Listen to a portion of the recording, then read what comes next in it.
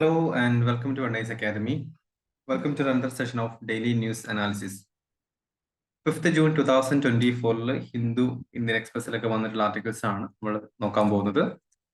So ഇന്ന് നോക്കാൻ പോകുന്ന main contents in mains perspective current status of NOTA or none of the above, act of inaccurate exit polls and strategies for India's new government to boost economic growth.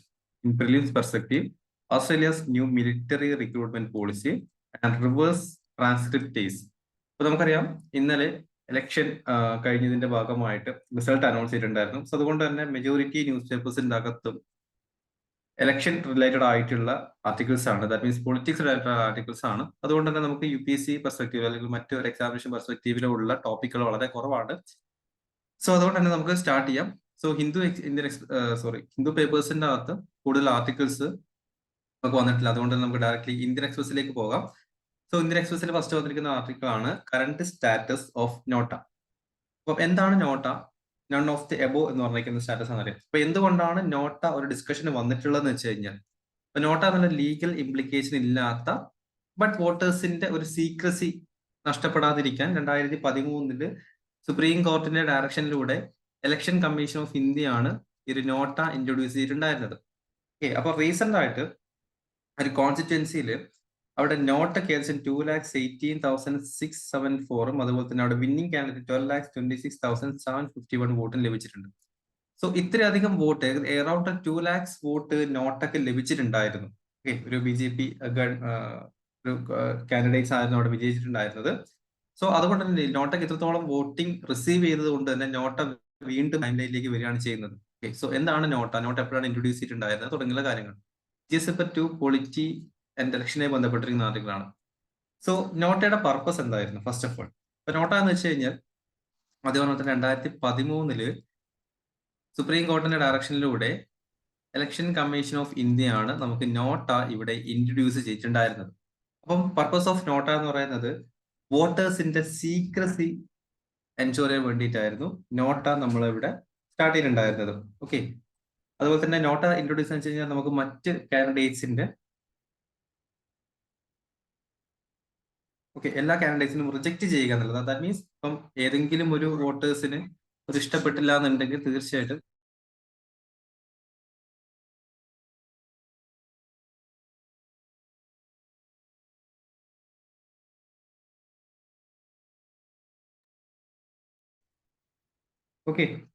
So വോട്ടേഴ്സിന് മറ്റ് കാൻഡിഡേറ്റ്സിനെ reject ചെയ്യുക എന്നതാണ് NOTA കൊണ്ട് ഉദ്ദേശിച്ചിട്ടുണ്ടായിരുന്നത്. വോട്ടേഴ്സിന് ഏതെങ്കിലും കാൻഡിഡേറ്റ്സിന് ഇഷ്ടപ്പെട്ടില്ല എന്നുണ്ടെങ്കിൽ തീർച്ചയായിട്ടും അവർ reject ചെയ്ത് കളയും. അതാണ് നോട്ടയുടെ ഏറ്റവും ഇമ്പോർട്ടന്റ് പർപ്പസ്.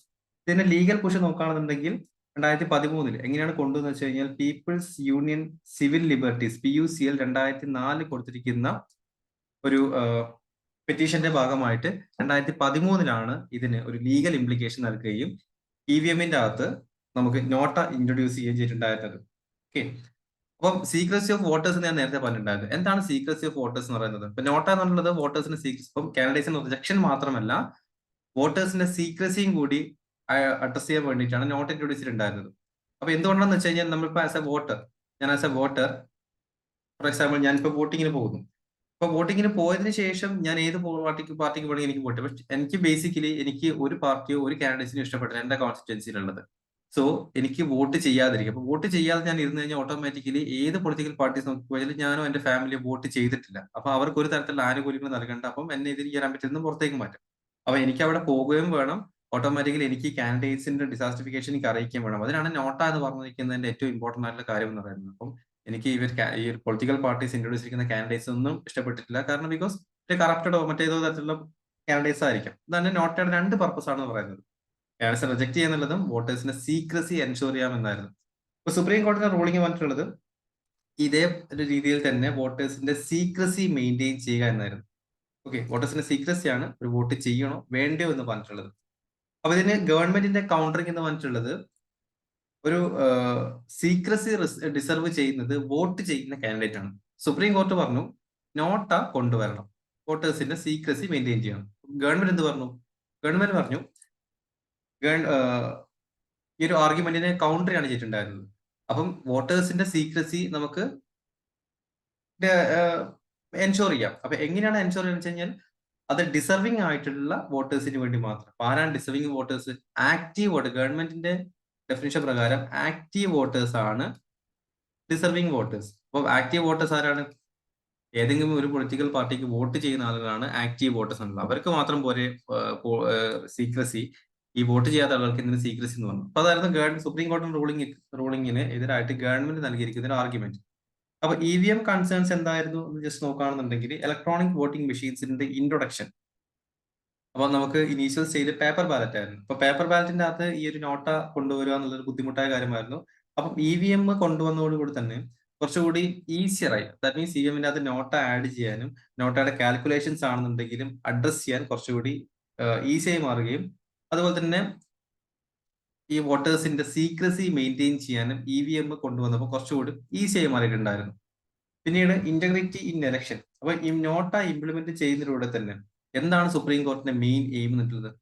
സുപ്രീം കോർട്ട് മെയിനായിട്ട് എയിം ചെയ്തത് ഇപ്പൊ നോട്ട കൂടുതൽ വോട്ട് നേടുന്നതിന് പകരമായിട്ട് എന്ത് ചെയ്യും? കാൻഡിഡേറ്റ്സ്, പൊളിറ്റിക്കൽ പാർട്ടീസ് നല്ല നല്ല കാൻഡിഡേറ്റ്സിനെ ആ കോൺസ്റ്റിറ്റ്യുവൻസിലേക്ക് ഇൻട്രൊഡ്യൂസ് ചെയ്യും. ഇപ്പൊ നോട്ട കൂടുതൽ വോട്ട് ഇടാൻ പാടില്ല. അല്ലെങ്കിൽ നോട്ട നമുക്ക് വേറൊരു ഓപ്ഷനാണ്. ഇപ്പൊ 3 പൊളിറ്റിക്കൽ പാർട്ടീസും ഒരുമിച്ച് നിന്നാൽ പോലും നോട്ട എന്ന് പറഞ്ഞിരിക്കുന്നത് സെപ്പറേറ്റ് ആണ്. ദാറ്റ് മീൻസ് ഒരു ഗവൺമെന്റ് എന്റിറ്റിന്റെ ഭാഗമാണ് നോട്ട, അല്ലെങ്കിൽ ഒരു കോർട്ടിന്റെ ഭാഗമാണ് നോട്ട എന്ന് വേണമെങ്കിൽ നമുക്ക് വിർച്വലി വേണമെങ്കിൽ പറയാം. അപ്പൊ ഈവൻ തോ ഒരു കോൺസ്റ്റിറ്റ്യുവൻസിയിൽ 3 പൊളിറ്റിക്കൽ പാർട്ടീസും ഒരേ രീതിയിൽ നിന്ന് വർക്ക് ചെയ്യുകയാണ്, അവിടെ ആര് ജയിച്ചാലും കുഴപ്പമില്ല എന്നാണ് അവർ ചിന്തിക്കുന്നുണ്ടെങ്കിൽ തീർച്ചയായിട്ടും അവർ ഏത് കാൻഡിഡേറ്റ്സിനെ വേണമെങ്കിലും അവർ നോമിനേറ്റ് ചെയ്യും. ബിക്കോസ് വോട്ടേഴ്സ് ഏതെങ്കിലും ഒരാൾക്ക് വോട്ട് ചെയ്തേ പറ്റും. അപ്പം അതുകൊണ്ട് തന്നെ ബേസിക്കലി ഏതെങ്കിലും ഒരു കറപ്റ്റഡ് ആയിട്ടുള്ള വോട്ടേഴ്സ് അല്ലെങ്കിൽ കാൻഡിഡേറ്റ്സിനെ ഇൻട്രൊഡ്യൂസ് ചെയ്യുന്നതിൽ നിന്ന് പൊളിറ്റിക്കൽ പാർട്ടീസിനെ ഡിസ്കറേജ് ചെയ്യുന്ന ഒരു കാര്യമാണ് നോട്ട ഇൻട്രൊഡ്യൂസ്. അപ്പൊ നോട്ടയ്ക്ക് കൂടുതൽ വോട്ട് ലഭിക്കാതിരിക്കാൻ കുറച്ചുകൂടി ബ്രില്യന്റ് ആയിട്ടുള്ള അല്ലെങ്കിൽ എഫിഷ്യന്റ് ആയിട്ടുള്ള കാൻഡിഡേറ്റ്സിനെ ഇംപ്രൂവ് ചെയ്യുക, അങ്ങനെ ഇലക്ഷന്റെ ഇന്റഗ്രിറ്റി മെയിൻറ്റെയിൻ ചെയ്യുക എന്നുള്ളതും സുപ്രീം കോടതിയുടെ ഒരു ആവശ്യമായിരുന്നു. നമുക്ക് നോക്കാം what's is current status of NOTA. നോട്ടയുടെ നിലവിലുള്ള സ്റ്റാറ്റസ് എന്താണ്? ഓക്കെ, സോ റീസെന്റ് ആയിട്ട് നോട്ട ഒരുപാട് വോട്ട് നേടിയിട്ടുണ്ടെങ്കിലും നോട്ടക്ക് ആവശ്യമായിട്ട് ലീഗൽ കോൺസിക്വൻസ് ഇവിടെ അവൈലബിൾ അല്ല. അപ്പൊ ലീഗൽ ആയിട്ടുള്ള ഒരു തരത്തിലുള്ള ഒരു അഡ്വാൻറ്റേജും നോട്ടക്ക് ലഭിക്കുന്നില്ല. ദാറ്റ് മീൻസ് ഓക്കെ, നോട്ടക്ക് വോട്ട് ലഭിച്ചു എന്നല്ലാതെ ഇതിന്റെ നാഷണൽ ഔട്ട്കം എന്താണെന്ന് ചോദിച്ചാൽ പ്രത്യേകിച്ച് ഒന്നുമില്ല. ദാറ്റ് മീൻസ് നോട്ടക്ക് ഇപ്പോൾ ഒരു ഇലക്ഷനിൽ ഒരു കോൺസ്റ്റിറ്റ്യൻസിൽ നോട്ടക്ക് കൂടുതൽ വോട്ട് ലഭിക്കുകയും അതിന്റെ തൊട്ട് താഴെയായിട്ട് ഒരു സാധാ ഏതെങ്കിലും പൊളിറ്റിക്കൽ പാർട്ടി കാൻഡിഡേറ്റ്സിന് വോട്ട് ലഭിക്കുകയും ചെയ്യുന്നുണ്ടെങ്കിൽ നോട്ടെ നമുക്ക് വിജയമായിട്ട് പ്രഖ്യാപിക്കാൻ പറ്റില്ല. ഓട്ടോമാറ്റിക്കലി തൊട്ടടുത്ത് കൂടുതൽ വോട്ട് ചെയ്ത ആരാണോ അദ്ദേഹത്തിനെ വിജയിയായിട്ടാണ് പ്രഖ്യാപിക്കാറ്. അപ്പം നോട്ടക്ക് പ്രത്യേകിച്ച് ഒരു ലീഗൽ കോൺസിക്വൻസസ് അവിടെ നിലവിൽ നിൽക്കുന്നില്ല എന്നാണ് ഏറ്റവും ഇമ്പോർട്ടന്റ് കാര്യം.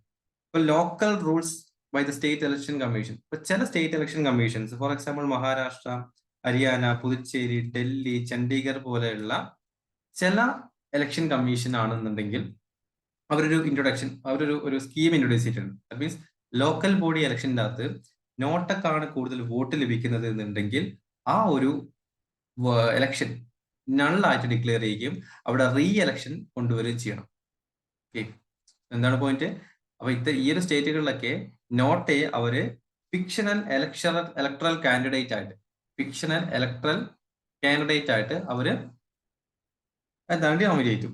അപ്പം ഇതിലൂടെ ആ ഒരു ഫിക്ഷണൽ ഇലക്ടറൽ കാൻഡിഡേറ്റ് ആയിട്ട് ആ ഒരു നോട്ടയെ ട്രീറ്റ് ചെയ്യുകയും അതുപോലെ തന്നെ ലോക്കൽ ബോഡിയിൽ ഏതെങ്കിലും കോൺസ്റ്റിറ്റ്യുവൻസിയിൽ ഈ നോട്ടക്ക് കൂടുതൽ വോട്ട് ലഭിക്കുകയും ചെയ്തു കഴിഞ്ഞാൽ ആ ഒരു ഇലക്ഷൻ റദ്ദാക്കുകയും അവിടെ റീ ഇലക്ഷന് കൊണ്ടുവരികയും ചെയ്യാൻ വേണ്ടിയിട്ട് പല സ്റ്റേറ്റ് ഗവൺമെന്റിന്റെ സ്റ്റേറ്റ് ഇലക്ഷൻ കമ്മീഷൻസ് കൊണ്ടുവരുന്നത്. അപ്പൊ ഇത് എവിടെയാണെന്ന് വെച്ചാൽ ലോക്കൽ ബോഡീസ് ആണ്. അപ്പൊ ലോക്കൽ ബോഡീസ് വെച്ചാൽ നമ്മുടെ പഞ്ചായത്ത് ഇലക്ഷനിലാണ് ഇതുവരെ കൊണ്ടുവന്നിട്ടുള്ളത്. അപ്പൊ സ്റ്റേറ്റ് ഇലക്ഷൻ ചെയ്യാൻ പറ്റുന്ന ഒരു കാര്യം അതാണല്ലോ. സ്റ്റേറ്റ് ഇലക്ഷൻ കമ്മീഷൻസ് എവിടെയാണ്? പഞ്ചായത്ത് ഇലക്ഷൻസ് ആണ് കൂടുതൽ നോക്കുന്നത്. ബാക്കിയെല്ലാം നാഷണൽ വൈസ് ആയിട്ടുള്ള ഇലക്ഷൻ കമ്മീഷനാണ്. നമ്മുടെ ഒരു നിയമസഭാ ഇലക്ഷൻ ആണെന്നുണ്ടെങ്കിലും ലോക്സഭ പാർലമെന്റ് ഇലക്ഷൻ ആണെന്നുണ്ടെങ്കിലും നോക്കുന്നത് നമ്മുടെ നാഷണൽ വൈസിലുള്ള ഇലക്ഷൻ കമ്മീഷനാണ്. സ്റ്റേറ്റ് ഇലക്ഷൻ കമ്മീഷൻ എന്താണെന്ന് വെച്ച് കഴിഞ്ഞാൽ ലോക്കൽ ബോഡീസ് ആണ്. അതും കൂടി ഈ ഒരു വിഷയത്തിൽ ഓർത്തിരിക്കാൻ ശ്രമിക്കാം. അപ്പൊ ഇതിനിപ്പോ റീസെന്റ് ആയിട്ട് 2014 ഏപ്രിലിൽ ഒരു പെറ്റീഷൻ ഫയൽ ചെയ്തു. അപ്പൊ എന്താണ് പെറ്റീഷൻ പറഞ്ഞിട്ടുണ്ടായത്? പെറ്റീഷൻ പറഞ്ഞിട്ടുള്ള കാര്യം എന്ന് വെച്ച് കഴിഞ്ഞാൽ നോട്ടക്കാണ് കൂടുതൽ വോട്ട് ലഭിക്കുന്നുണ്ടെങ്കിൽ ആ ഒരു ഇലക്ഷൻ വോയിഡ് ആയിട്ട് നൾ ആൻഡ് വോയിഡ് ആയിട്ട് ഡിക്ലെയർ ചെയ്യണമെന്നാണ് ഈ ഒരു പെറ്റീഷനിൽ പറയുന്നത്. ദാറ്റ് മീൻസ് അദ്ദേഹം പറഞ്ഞിരിക്കുന്ന പെറ്റീഷൻ പറഞ്ഞിരിക്കുന്ന കാര്യം എന്ന് വെച്ച് കഴിഞ്ഞാൽ നോട്ട എന്ന് വെച്ച് കഴിഞ്ഞാൽ ബെറ്റർ കാൻഡിഡേറ്റ്സിനെ ഇൻട്രൊഡ്യൂസ് ചെയ്യാനുള്ള ഒരു എൻകറേജ്മെന്റ് ആണ് പൊളിറ്റിക്കൽ പാർട്ടീസിന്. അപ്പം ഇൻ കേസ് ഇപ്പൊ ഒരു നോട്ടക്കാണ് കൂടുതൽ വോട്ട് ലഭിക്കുന്നതെന്നുണ്ടെങ്കിൽ പിന്നെ എന്താണ് അതിന്റെ അകത്ത് കാര്യം? നോട്ടക്കാണ് കൂടുതൽ വോട്ട് ലഭിക്കുന്നുണ്ടെങ്കിൽ ഈ പറഞ്ഞിരിക്കുന്ന ഈ ഒരു നമ്മുടെ ലോക്കൽ ബോഡീസിൽ ചെയ്ത പോലെ തന്നെ ആ ഒരു എലക്ഷൻ സ്റ്റോപ്പ് ചെയ്ത് അല്ലെങ്കിൽ ഇലക്ഷൻ വോയിഡ് ആയിട്ട് ഡിക്ലെയർ ചെയ്യുകയും അതുപോലെ തന്നെ റീ ഇലക്ഷൻ അവിടെ ആ ഒരു കോൺസ്റ്റിറ്റ്യൻസിയിൽ കൊണ്ടുവരാൻ ശ്രമിക്കാനാണ് ഇതിൽ പറഞ്ഞത്. അത് ലീഗൽ കോൺസിക്വൻസസ് അതിനെ എൻഷുർ ചെയ്തുള്ളൂ. ചുമ്മാ ഒരു നോട്ട എന്നുള്ള കാര്യങ്ങൾ മാത്രം വെച്ചാൽ പറയാം. നോട്ടക്ക് വോട്ട് ചെയ്യുന്ന ആളുകളാണെന്നുണ്ടെങ്കിലും അവർക്ക് ഈ ഇലക്ഷൻ പ്രൊസീജിയേഴ്സിൽ ഇഷ്ടമില്ല, മറ്റേതെങ്കിലും തരത്തിലായിരിക്കും ഇലക്ഷൻ പ്രൊസീജിയർ ഇഷ്ടമില്ലാത്തത്. അപ്പൊ അവരുടെ ആ ഇഷ്ടമില്ലായ്മ എന്താണെന്ന് അറിയുന്നതാണ് ഡെമോക്രസി എന്ന് പറഞ്ഞിട്ടുള്ളത്. കാൻഡിഡേറ്റ്സ് ആയിക്കോട്ടെ, ചിലപ്പോൾ ഇലക്ഷൻ കമ്മീഷനെതിരായിരിക്കാം, എന്ത് രീതിയിലും ആയിരിക്കാം. അപ്പൊ അത് അറിയണമെന്നുണ്ടെങ്കിൽ ആ ഒരു ഇലക്ഷൻ റീ ഇലക്ഷൻ തയ്യാറാക്കുകയും നോട്ട എന്ന് പറഞ്ഞിരിക്കുന്ന ഫിക്ഷണൽ കാൻഡിഡേറ്റ്സിന് കൂടുതൽ വോട്ട് ലഭിക്കുകയും ചെയ്യുന്നുണ്ടെങ്കിൽ ആ ഒരു ഇലക്ഷൻ നള്ളായിട്ട് ഡിക്ലെയർ ചെയ്യണമെന്നാണ് പറഞ്ഞിട്ടുണ്ടായിരുന്നത് ഈ ഒരു പെറ്റീഷന്റെ അകത്ത്. അപ്പൊ ഇത്രയുമാണ് നമുക്ക് ഈ ആർട്ടിക്കിൾസ് നോക്കാനുള്ളത്. Moving on to next article, impacts of inaccurate exit polls. നമുക്കറിയാം റീസെന്റ് ആയിട്ടുള്ള ഇലക്ഷനിൽ പലതരത്തിലുള്ള പോൾസസ് ആണെങ്കിലും ഇൻആക്യുറേറ്റ് ആയിട്ടുള്ള എക്സിറ്റ് പോൾസുകൾ നൽകിയിട്ടുള്ളത്. എക്സിറ്റ് പോൾസിന്റെ ഇമ്പോർട്ടൻസ് എന്താണെന്ന് ചോദിച്ചു കഴിഞ്ഞാൽ നമ്മുടെ ലോക്കൽ ട്രസ്റ്റ്, അതുപോലെ തന്നെ ലോക്കൽ എക്കണോമി, നാഷണൽ എക്കണോമി, അതുപോലെ തന്നെ ലോക്കൽ പീപ്പിൾസിന്റെ ട്രസ്റ്റ്, ഈ കാര്യങ്ങളൊക്കെ നിശ്ചയിക്കാൻ എക്സിറ്റ് പോൾസുകൾ നമ്മൾ ഒരുപാട് സഹായിക്കും. എസ്പെഷ്യലി നോക്കുകയാണെങ്കിൽ എക്കണോമി, കുറച്ചുകൂടി പ്രിസൈസ് ആയിട്ട് പറയുകയാണെന്നുണ്ടെങ്കിൽ നമ്മുടെ സ്റ്റോക്ക് മാർക്കറ്റ് ബേസിക്കലി റൺ ചെയ്യുന്നത് ഈ ഒരു എക്സിറ്റ് പോൾസിന്റെ ബേസിലായിരിക്കും. ഓക്കെ, അപ്പം ഇലക്ഷൻ ടൈമിൽ മാത്രം, എല്ലാ സമയത്തുമല്ല, ഇലക്ഷൻ ടൈമിൽ മാത്രം ആ ഒരു ചെറിയൊരു ടൈം ഗ്യാപ്പിൽ എക്സിറ്റ് പോൾസിന്റെ ബേസിലായിരിക്കും ഈ സ്റ്റോക്ക് മാർക്കറ്റിലേക്കുള്ള ഇൻവെസ്റ്റ്മെന്റും കാര്യങ്ങളൊക്കെ മുന്നോട്ട് പോകുന്നത്. ഇതൊന്നും ജസ്റ്റ് പറ്റൂ ഇലക്ഷനുമായി ബന്ധപ്പെട്ടിരിക്കുന്ന ഒരു ആർട്ടിക്കിളാണ്. സോ നോക്കാം what happen with exit polls. ഇപ്പൊ റീസെന്റ് ആയിട്ട് ഇൻആക്യുറേറ്റ്, ഇപ്പൊ BJP ലെഡ് ചെയ്തിരിക്കുന്ന NDA ഗവൺമെന്റ് ഏകദേശം 400 സീറ്റ് നേടുമെന്നായിരുന്നു ഈ ഒരു ഇലക്ഷനിൽ പറഞ്ഞിട്ടുണ്ടായിരുന്നത്. ബട്ട് പോൾസേഴ്സ് അറിയത്തില്ല, എക്സിറ്റ് പോൾസ് വളരെ ഫെയിലിയർ ആയിരുന്നു. 300 പോലും അവർക്ക് വോട്ട് നേടാൻ അല്ലെങ്കിൽ ആ ഒരു വിജയ സാധ്യത കണ്ടെത്താൻ അവർക്ക് സാധിച്ചിട്ടുണ്ടായിരുന്നില്ല. അതുകൊണ്ട് തന്നെ എക്സിറ്റ് പോൾസിന്റെ ഇൻആക്യുറസിയാണ് ഇതിൽ ഡിസ്കഷൻ ചെയ്യുന്നത്. Okay, so over estimation. അപ്പൊ ഇത്തരത്തില് BJP ലീഡ് ചെയ്തിരിക്കുന്ന NDA ഗവൺമെന്റ് 400 വോട്ടിലേക്ക് എത്തുമെന്ന് പറഞ്ഞ സമയത്ത് ഓട്ടോമാറ്റിക്കലി നമ്മുടെ BSE സെൻസെക്സ്, സ്റ്റോക്ക് മാർക്കറ്റ് ആണ്, BSE സെൻസെക്സിൽ ഏകദേശം 2507 പോയിന്റ് വരെ ഇൻക്രീസ്, ദാറ്റ് മീൻസ് 3.39% വരെ ഒരു ഇൻക്രീസ് ഉണ്ടായിരുന്നു ആ സെൻസെക്സിന്റെ അകത്ത്. അപ്പൊ ദാറ്റ് മീൻസ് എന്തുകൊണ്ടാണ് ആ ഒരു ഇംപ്രൂവ്മെന്റ് ഉണ്ടായതെന്ന് ചോദിച്ചു കഴിഞ്ഞാൽ നമുക്കറിയാം ഓട്ടോമാറ്റിക്കലി BJP ആണ് കേന്ദ്രം ഭരിച്ചുകൊണ്ടിരിക്കുന്നത്. ആ ഭരണത്തിലിരിക്കുന്ന ഗവൺമെന്റ് ഇറക്കിയിരിക്കുന്ന കുറച്ച് സ്കീമുകൾ, അപ്പം ഈ സ്കീമുമായി ബന്ധപ്പെട്ടിട്ടാണ് മാർക്കറ്റുകൾ റൺ ചെയ്തുകൊണ്ടിരിക്കുന്നത്. ഓക്കെ, അപ്പം ഇതേ ഗവൺമെന്റ് BJP തന്നെയാണ് ഈ ഒരു ഗവൺമെന്റ് ഇനിയും അടുത്ത വർഷവും കൂടി ഭരിക്കുന്നത്, അടുത്തൊരു പീരീഡിലും കൂടി ഭരിക്കുന്നതെന്നുണ്ടെങ്കിൽ സെയിം ഈ ഒരു പ്രോഗ്രാം മുന്നോട്ട് പോകും. അപ്പൊ ഇൻവെസ്റ്റേഴ്സ് എന്ത് കരുതും, വീണ്ടും അതിലേക്ക് തന്നെ ഇൻവെസ്റ്റ് ചെയ്യാൻ തുടങ്ങും. ഫോർ എക്സാമ്പിൾ ആ ഒരു മാർജിൻ ആണെന്നുണ്ടെങ്കിൽ തീർച്ചയായിട്ടും BJP കൊണ്ടുവന്ന സ്കീമുകളോ അല്ലെങ്കിൽ അത് കൊണ്ടുവന്നിരിക്കുന്ന മെത്തേഡ്സുകളോ മാറി അടുത്തൊരു ഗവൺമെന്റ് ഈ കംപ്ലീറ്റ് കാര്യങ്ങൾ വാഷ് ഔട്ട് ചെയ്യും. ഓട്ടോമാറ്റിക് ഇൻവെസ്റ്റേഴ്സ് ഇൻവെസ്റ്റ് ചെയ്യാൻ തുടങ്ങില്ല. അപ്പൊ എന്തുകൊണ്ടാണ് ഈ ഒരു ഇംപ്രൂവ്മെന്റ് ഉണ്ടായതെന്ന് വെച്ച് കഴിഞ്ഞാൽ BJPയുടെ എക്സിറ്റ് പോൾസ് പ്രകാരം 400 വോട്ട് കിട്ടും, ഇപ്പൊ BJP ഗവൺമെന്റ് അധികാരത്തിൽ വരും എന്നുള്ള വിശ്വാസത്തിൽ ഓട്ടോമാറ്റിക്കലി ഇൻവെസ്റ്റേഴ്സ്, ഒപ്റ്റിമിസ്റ്റിക് ആയിട്ടുള്ള ഇൻവെസ്റ്റേഴ്സ് അവരുടെ ആ സ്കീമിൽ, ഇപ്പൊ ഫോർ എക്സാമ്പിൾ മൈനിങ്ങിലോ അല്ലെങ്കിൽ അദാനി ഗ്രൂപ്പിലോ ഏതിലും ആയിരിക്കാം, അപ്പം അവർ അതിനകത്തേക്ക് കൂടുതൽ ഇൻവെസ്റ്റ് ചെയ്യാൻ തുടങ്ങും. കൂടുതൽ ഇൻവെസ്റ്റ് ചെയ്യുന്ന സമയത്ത് ഓട്ടോമാറ്റിക്കലി ഏകദേശം ബേസ് പോയിന്റ് 2507 ഉയരുകയും 3.39% വരെ ഇംപ്രൂവ് ചെയ്തു ഇൻവെസ്റ്റ്മെന്റ്. അപ്പൊ വളരെ പെട്ടെന്ന് തന്നെ നമുക്ക് ഇന്നലെ തന്നെ ഇലക്ഷൻ ടൈമിൽ തന്നെ, ഞാൻ ഇലക്ഷൻ ടൈമിൽ നോക്കി അറിയാൻ പറ്റും, പ്രധാനമന്ത്രിയുടെ വോട്ടിംഗ് ഷെയർ കുറയുന്നതിനനുസരിച്ചിട്ട് അതുപോലെ തന്നെ നമ്മുടെ സ്റ്റോക്ക് മാർക്കറ്റിൽ വീണ്ടും ഒരു ഇടിവ് സംഭവിച്ച് കാണാമായിരുന്നു ചെറിയ രീതിയിലുള്ളത്. ഇപ്പൊ റിയാലിറ്റി വന്ന സമയത്ത് ഇലക്ഷൻ വോട്ടുന്ന ആ ദിവസം റിയാലിറ്റി സിറ്റുവേഷൻസിൽ ഏകദേശം 5.74% വരെ സെൻസെക്സിന്റെ അകത്ത് ഒരു ഇടിവ് സംഭവിച്ചിട്ടുണ്ടായിരുന്നു. ദാറ്റ് മീൻസ് ഈ വോട്ടിംഗ് ഷെയർ കുറയുന്നത് കണ്ട സമയത്ത് ഓട്ടോമാറ്റിക്കലി ഈ ഇൻവെസ്റ്റേഴ്സ് എന്ത് ചെയ്തു, ഇൻവെസ്റ്റേഴ്സ് വളരെ പെട്ടെന്ന് തന്നെ അവർ പൈസ തിരിച്ച് പിൻവലിക്കാൻ തുടങ്ങി, കിട്ടുന്ന ലാഭത്തിന് തിരിച്ച് പിൻവലിക്കാൻ തുടങ്ങി. ഇപ്പൊ മാർക്കറ്റിൽ നിന്ന് ഒരുപാട് പൈസ ഫ്ലഷ് ഔട്ട് ചെയ്ത് പുറത്തേക്ക് പോകാൻ ചെയ്തിട്ടുണ്ടായിരുന്നു. പുറത്തേക്ക് മീൻസ് അവർ തിരിച്ച് പൈസ അവരുടെ തിരിച്ച് അക്കൗണ്ടിലേക്ക് വലിക്കാൻ തുടങ്ങി. അപ്പം ആ ഒരു procedure automatic stock market 5.74% down ആവാൻ തുടങ്ങി, ഒരു പ്ലഞ്ചിങ്ങിലേക്ക് പോയിട്ടുണ്ടായിരുന്നു. ഇതാണ് ഒരു എക്സിറ്റ് പോൾസിന്റെ ഇമ്പോർട്ടന്റ് ആയിട്ടുള്ള ഫാക്ടറാണ്. അപ്പൊ സിമിലർ ആയിട്ട് ഇത്തരം എക്സിറ്റ് പോൾസിന്റെ ഇൻആക്യുറേറ്റ് ഉള്ള ആക്ടിവിറ്റീസ് 2004 ലോക്സഭ ഇലക്ഷനും അതുപോലെ തന്നെ ബീഹാർ ഛത്തീസ്ഗഡിലെ നിയമസഭാ ഇലക്ഷൻ 2015-ലും 2023-ലും ഇതേ രീതിയിലുള്ള ഒരു ഫോൾസ് ആയിട്ടുള്ള എക്സിറ്റ് പോൾസുകൾ നടത്തിയിട്ടുണ്ടായിരുന്നു. ബട്ട് ഇത്തരത്തിലുള്ള എക്സിറ്റ് പോൾസുകൾ, അപ്പൊ നമുക്ക് നോക്കാം what is the issue to this inaccuracies highlight. അപ്പൊ എന്തുകൊണ്ടാണ് ഈ ഒരു എക്സിറ്റ് പോൾസിൽ ഇൻആക്യുറസി വരുന്നത്? First of all sampling methods. ഇവർ ഉപയോഗിക്കുന്ന സാമ്പിളിംഗ് മെത്തേഡ്സുകൾ ട്രാൻസ്പെറന്റ് അല്ല. ദാറ്റ് മീൻസ് അവര് ഒരു കോൺസ്റ്റിറ്റ്യുവൻസി എടുക്കുകയാണെന്നുണ്ടെങ്കിൽ ആ കോൺസ്റ്റിറ്റ്യുവൻസിയിലുള്ള എൻറ്റയർ വോട്ടിംഗ് പോപ്പുലേഷൻസിനെ ബേസ് ചെയ്തിട്ടല്ല അവരുടെ സാമ്പിളിംഗ് നോക്കുന്നത്. അവര് ഒരു പെർട്ടിക്കുലർ ആയിട്ടുള്ള കുറച്ച് വിഭാഗം മാത്രം, കുറച്ച് ഏരിയാസിലുള്ള ആളുകളെ മാത്രം സെലക്ട് ചെയ്തുകൊണ്ട് അതിനെ ബേസ് ചെയ്തിട്ടാണ് അവരുടെ സാമ്പിളിംഗ് മെത്തേഡ്സുകൾ തയ്യാറാക്കിയിട്ടുള്ളത്. അപ്പൊ അതുകൊണ്ട് തന്നെ ഒരു ഇന്നാക്യുറേറ്റ് ആണ്. അപ്പം ടോട്ടൽ വോട്ടിംഗ് പീപ്പിൾസിന്റെ ഒരു ഡയമെൻഷൻസ് എന്താണ് എന്ന് അണ്ടർസ്റ്റാൻഡ് ചെയ്യാൻ ഇവരുടെ സാമ്പിളിംഗ് മെത്തേഡ്സുകൾ ഉപയോഗപ്പെടില്ല. അതുപോലെ തന്നെ under representation of separate group. അപ്പം അണ്ടർ റെപ്രസെന്റേഷൻ ഗ്രൂപ്പ്സ് എന്ന് പറഞ്ഞിട്ടുള്ളത് ഇപ്പൊ വോട്ടേഴ്സ് സെഗ്മെന്റ് നോക്കുകയാണെങ്കിൽ പെർട്ടിക്കുലർ ആയിട്ടുള്ള സെഗ്മെന്റുകൾ മാത്രമേ അവർ എടുക്കാറുള്ളൂ. ഒരു കമ്മ്യൂണിറ്റി ബേസ് ആയിക്കോട്ടെ, ക്ലാസ് ബേസ് ആയിക്കോട്ടെ, പെർട്ടിക്കുലർ ആയിട്ടുള്ള സെഗ്മെന്റുകളെ ബേസ് ചെയ്തിട്ട് ഈ ഒരു വിഭാഗം ആളുകൾ ഇവിടെ വിജയിക്കും എന്ന രീതിയിൽ നമ്മുടെ സാമ്പിളിംഗ് മെത്തേഡ്സ്. അപ്പം ആ ഒരു പർട്ടിക്കുലർ സെഗ്മെന്റ്സുകളെ ബേസ് ചെയ്തെടുക്കുന്ന സമയത്താണെന്നുണ്ടെങ്കിലും അവരുടെ റിസൾട്ടിന്റെ അകത്തുള്ള ആക്യുറസി വളരെ ലോ ആയിട്ട് മാറുകയാണ് ചെയ്യുന്നത്. പിന്നീട് ഇവരുടെ ഈ ഒരു എക്സിറ്റ് പോൾസ് വളരെയധികം നമ്മുടെ സ്റ്റോക്ക് മാർക്കറ്റിന് സർജിനും അതുപോലെ തന്നെ സബ്സിക്വന്റ് ആയിട്ടുള്ള ക്രാഷിനും സാഹചര്യം വഴിയൊരുക്കിയിട്ടുണ്ട്. നമ്മൾ റീസെന്റ് ആയിട്ട് കണ്ടെത്തിയിട്ടുള്ളതാണ്. അപ്പൊ ഇനീഷ്യൽ പ്രൊഡിക്ഷന്റെ അകത്ത് ഒരുപാട് സർജ് ഉണ്ടായി സ്റ്റോക്ക് മാർക്കറ്റിൽ, പിന്നീട് ഡൗണിലേക്കാണ് പോകാൻ ചെയ്തിട്ടുണ്ടായിരുന്നത്. അപ്പം ഇത്തരത്തിലുള്ള റിപ്പീറ്റഡ് ആയിട്ടുള്ള ഡിസ്ക്രിപ്പൻസിയിലേക്ക് നോക്കുകയാണെന്നുണ്ടെങ്കിൽ തീർച്ചയായിട്ടും ഈ എക്സിറ്റ് പോൾസുകൾ തീർച്ചയായിട്ടും ഒരു എന്താണ് റിവേഴ്സ് ഓർഡറിലേക്കാണ് പോയിക്കൊണ്ടിരിക്കുന്നത്. അതുകൊണ്ട് തന്നെ ഒരു ഗ്രേറ്റർ ട്രാൻസ്പെറൻസി ഈ എക്സിറ്റ് പോൾസിൽ ആവശ്യമായിട്ടുണ്ട്. വ്യക്തമായിട്ട് പോസ്റ്റേഴ്സിന് വ്യക്തമായിട്ട് സ്ക്രൂട്ടനൈസ് ചെയ്തിട്ട് അവരുടെ ഫൈൻഡിങ്സുകൾ, അവരുടെ റിപ്പോർട്ടുകൾ എങ്ങനെയാണ്, റിപ്പോർട്ടിംഗ് മെത്തേഡ്സുകൾ എങ്ങനെയാണെന്നുള്ള കാര്യങ്ങൾ ട്രാൻസ്പെറന്റ് ആക്കാൻ ശ്രമിക്കണം. എന്നാൽ മാത്രമാണ് നമുക്ക് പീപ്പിൾസിലാണെന്നുണ്ടെങ്കിലും ആ ഒരു പോസ്റ്റേഴ്സ് എങ്ങനെയാണ് അവരുടെ സാമ്പിളിംഗ് മെത്തേഡുകൾ അതിനെ ട്രാൻസ്പെറന്റ് ആക്കാൻ നമുക്ക് മനസ്സിലാക്കാൻ പറ്റും. ഓക്കെ, ഈ ഒരു വോട്ടിംഗ് അല്ലെങ്കിൽ ഈ ഒരു പോൾ ഏജൻസി അവർ ചെയ്യുന്ന എക്സിറ്റ് പോൾസുകളൊക്കെ ഫെയിൽ ആണെന്ന് നമുക്ക് മനസ്സിലാക്കാൻ പറ്റും. കുറച്ച് ട്രാൻസ്പെറന്റ് ആക്കാൻ ശ്രമിക്കുക അവരുടെ സാമ്പിളിംഗ് മെത്തേഡ്സുകൾ. So what should be done? What should be done? That means the way forward നമുക്ക് നോക്കുകയാണെന്നുണ്ടെങ്കിൽ ഫസ്റ്റ് ഓഫ് ഓൾ അവരുടെ സാമ്പിളിംഗ് മെത്തേഡുകൾ റീ ഇവാലുവേറ്റ് ചെയ്യുക. കുറച്ചുകൂടി ആക്യുറേറ്റ് ആയിട്ടുള്ള, ട്രാൻസ്പെറന്റ് ആയിട്ടുള്ള സാമ്പിളിംഗ് മെത്തേഡ്സുകൾ അവർ യൂസ് ചെയ്യാൻ തുടങ്ങുക.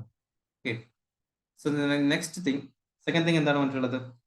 ഒരു സ്ട്രിക്റ്റർ ആയിട്ടുള്ള disclosure of norms. That means പലതരത്തിലുള്ള പോളിംഗ് ഏജൻസീസിനും മറ്റ് ഗവൺമെന്റ് പാർട്ടീസിന്റെ ഫണ്ടിങ്ങുകൾ വരാറുണ്ട്. അപ്പം അത്തരത്തിൽ ഫണ്ടിങ് വന്നാൽ ഓട്ടോമാറ്റിക്കലി ആ ഒരു പൊളിറ്റിക്കൽ പാർട്ടീസിനെ ഫേവറബിൾ ആയിട്ടായിരിക്കും എന്ത് ചെയ്യുന്നത്, ഈ ഒരു പോൾ ഏജൻസി അവർ എക്സിറ്റ് പോൾസ് എടുക്കുന്നത്. അപ്പം അത് എന്തിനാണെന്ന് വെച്ചാൽ നമ്മൾ റീസെന്റ് ആയിട്ട് സ്റ്റോക്ക് മാർക്കറ്റിൽ ഉണ്ടായിരിക്കുന്ന ഒരു അപ്സ് ആൻഡ് ഡൗൺസ് നമ്മൾ കണ്ടിട്ടുണ്ടായിരുന്നു. അത് എക്സിറ്റ് പോൾസിന്റെ ബേസ് ചെയ്ത് മാത്രമാണ്. അപ്പൊ അതുകൊണ്ട് തന്നെ അത്തരത്തിലുള്ള പൊളിറ്റിക്കൽ പാർട്ടി ഇന്റർവെൻഷൻസ് കുറക്കുക, അൺബയാസ്ഡ് റിസൾട്ടുകൾ റെഡ്യൂസ് ചെയ്യാൻ ശ്രമിക്കുക, ഏതെങ്കിലും പൊളിറ്റിക്കൽ പാർട്ടീസ് ഇൻട്രസ്റ്റിലേക്ക് കൊണ്ടുപോകാതിരിക്കുക. ദെൻ ഫൈനലി ഒരു തറവായിട്ടുള്ള internal review. Okay, that means ഈ ഒരു എക്സിറ്റ് പോൾസിന് മുകളിൽ പലതരത്തിലുള്ള മാർക്കറ്റിനാണെന്നുണ്ടെങ്കിലും അതുപോലെ തന്നെ ജനങ്ങൾക്കാണെങ്കിൽ നല്ല ട്രസ്റ്റ് ഉണ്ട്. സോ അത് എൻഷുർ ചെയ്യണമെന്നുണ്ടെങ്കിൽ തറവായിട്ടുള്ള ഇന്റേണൽ റിവ്യൂ, ഓരോ പോളിസീസിന്റെയും ഇന്റേണൽ റിവ്യൂസ് ആവശ്യമായിട്ടുള്ളതാണ്. ഇനിയാണ് നമുക്ക് ആർട്ടിക്കിൾസ് നോക്കാനുള്ളത്. Moving on to the next article, strategies for India's new government to boost economic growth. ഇത് കുറച്ച് ഇലാബറേറ്റീവ് ആയിട്ടുള്ള ആർട്ടിക്കിൾ ആണ്. ബിക്കോസ് ഈ പുതിയ ഗവൺമെന്റ് വരുന്ന സമയത്ത് ഏതൊക്കെ ഏരിയാസിലേക്ക് ഫോക്കസ് ചെയ്യണം എന്നാണ് ഈ ആർട്ടിക്കിൾ പറയുന്നത്. അതുപോലെ തന്നെ ഈ ആർട്ടിക്കിളിനെ ബേസ് ചെയ്ത് ചിലപ്പോൾ നമുക്ക് ഇനി അങ്ങോട്ടേക്ക് വരുന്ന, ഇനിയിപ്പം ഇലക്ഷൻ കഴിഞ്ഞു, എന്താണ് സത്യപ്രതിജ്ഞ കഴിഞ്ഞ് കഴിഞ്ഞാൽ അങ്ങോട്ട് വരുന്ന പ്രൊസീജിയേഴ്സ് കംപ്ലീറ്റ് ഈ ഒരു പോയിന്റിനെ ബേസ് ചെയ്തിട്ടായിരിക്കും. നമുക്ക് നോക്കാം എന്താണ് GS paper 3 Indian economy and issues relating to planning, mobilization of resources, growth, development and എംപ്ലോയ്മെന്റുമായി ബന്ധപ്പെട്ടിരിക്കുന്ന ആർട്ടിക്കിളാണ്. അപ്പം ഇനി പുതിയ ഗവൺമെന്റ് വരുന്ന സമയത്ത് നമ്മുടെ എക്കണോമിയെ എങ്ങനെ ബൂസ്റ്റ് ചെയ്യാമെന്നാണ് അറിയേണ്ടത്. അപ്പൊ എക്കണോമി എങ്ങനെ ബൂസ്റ്റ് ചെയ്യണമെന്ന് അറിയണമെന്നുണ്ടെങ്കിൽ എന്ത് ചെയ്യണം? ഓട്ടോമാറ്റിക്കലി നമ്മുടെ കറന്റ് ഗ്ലോബൽ എക്കണോമിയുടെ സ്റ്റാറ്റസ് അറിഞ്ഞിരിക്കണം. നമുക്കറിയാം നമ്മുടെ 1991 LPG റീഫോംസ് കൊണ്ടുവന്നതോടുകൂടി തന്നെ ലിബറലൈസേഷൻ, പ്രൈവറ്റൈസേഷൻ, ഗ്ലോബലൈസേഷൻ. അപ്പം ഇതില് നമ്മുടെ എക്കണോമി ഒരു ഓപ്പൺ എക്കണോമി ആയിട്ട് മാറിയിട്ടുണ്ടായിരുന്നു. അപ്പം ഓപ്പൺ എക്കണോമി എന്ന് പറയുന്ന സമയത്ത് നമുക്ക് ഗ്ലോബൽ എക്കണോമിയിൽ എന്ത് സംഭവിക്കുന്നു അതിനെ ബേസ് ചെയ്തിട്ട് നമ്മുടെ എക്കണോമിയിലും ചേഞ്ചസുകൾ ഒരുപാട് തരത്തിൽ വരും. നമുക്കറിയാം 2008 ഒരു ഫിനാൻഷ്യൽ ക്രൈസിസ് ലോകത്തെമ്പാടും ഉണ്ടായിരുന്നു. പ്രത്യേകിച്ച് ഒന്നുമില്ല, അമേരിക്കയിൽ നടന്നിരിക്കുന്ന ഒരു ഇൻഷുറൻസ് ഏജൻസിയുടെ ഒരു ഫെയിലർ ആയിരുന്നു ലോകത്തെല്ലായിടത്തും ആ ഒരു തരത്തിലുള്ളൊരു ഫിനാൻഷ്യൽ എമർജൻസി ഉണ്ടായിരുന്നു. എന്തുകൊണ്ടാണെന്ന് വെച്ച് കഴിഞ്ഞാൽ എല്ലാവരും ഉപയോഗിക്കുന്ന ഡോളർ ആയിരുന്നു എക്സ്ചേഞ്ചിന് വേണ്ടി ഉപയോഗിച്ചിട്ടുണ്ടായിരുന്നത്.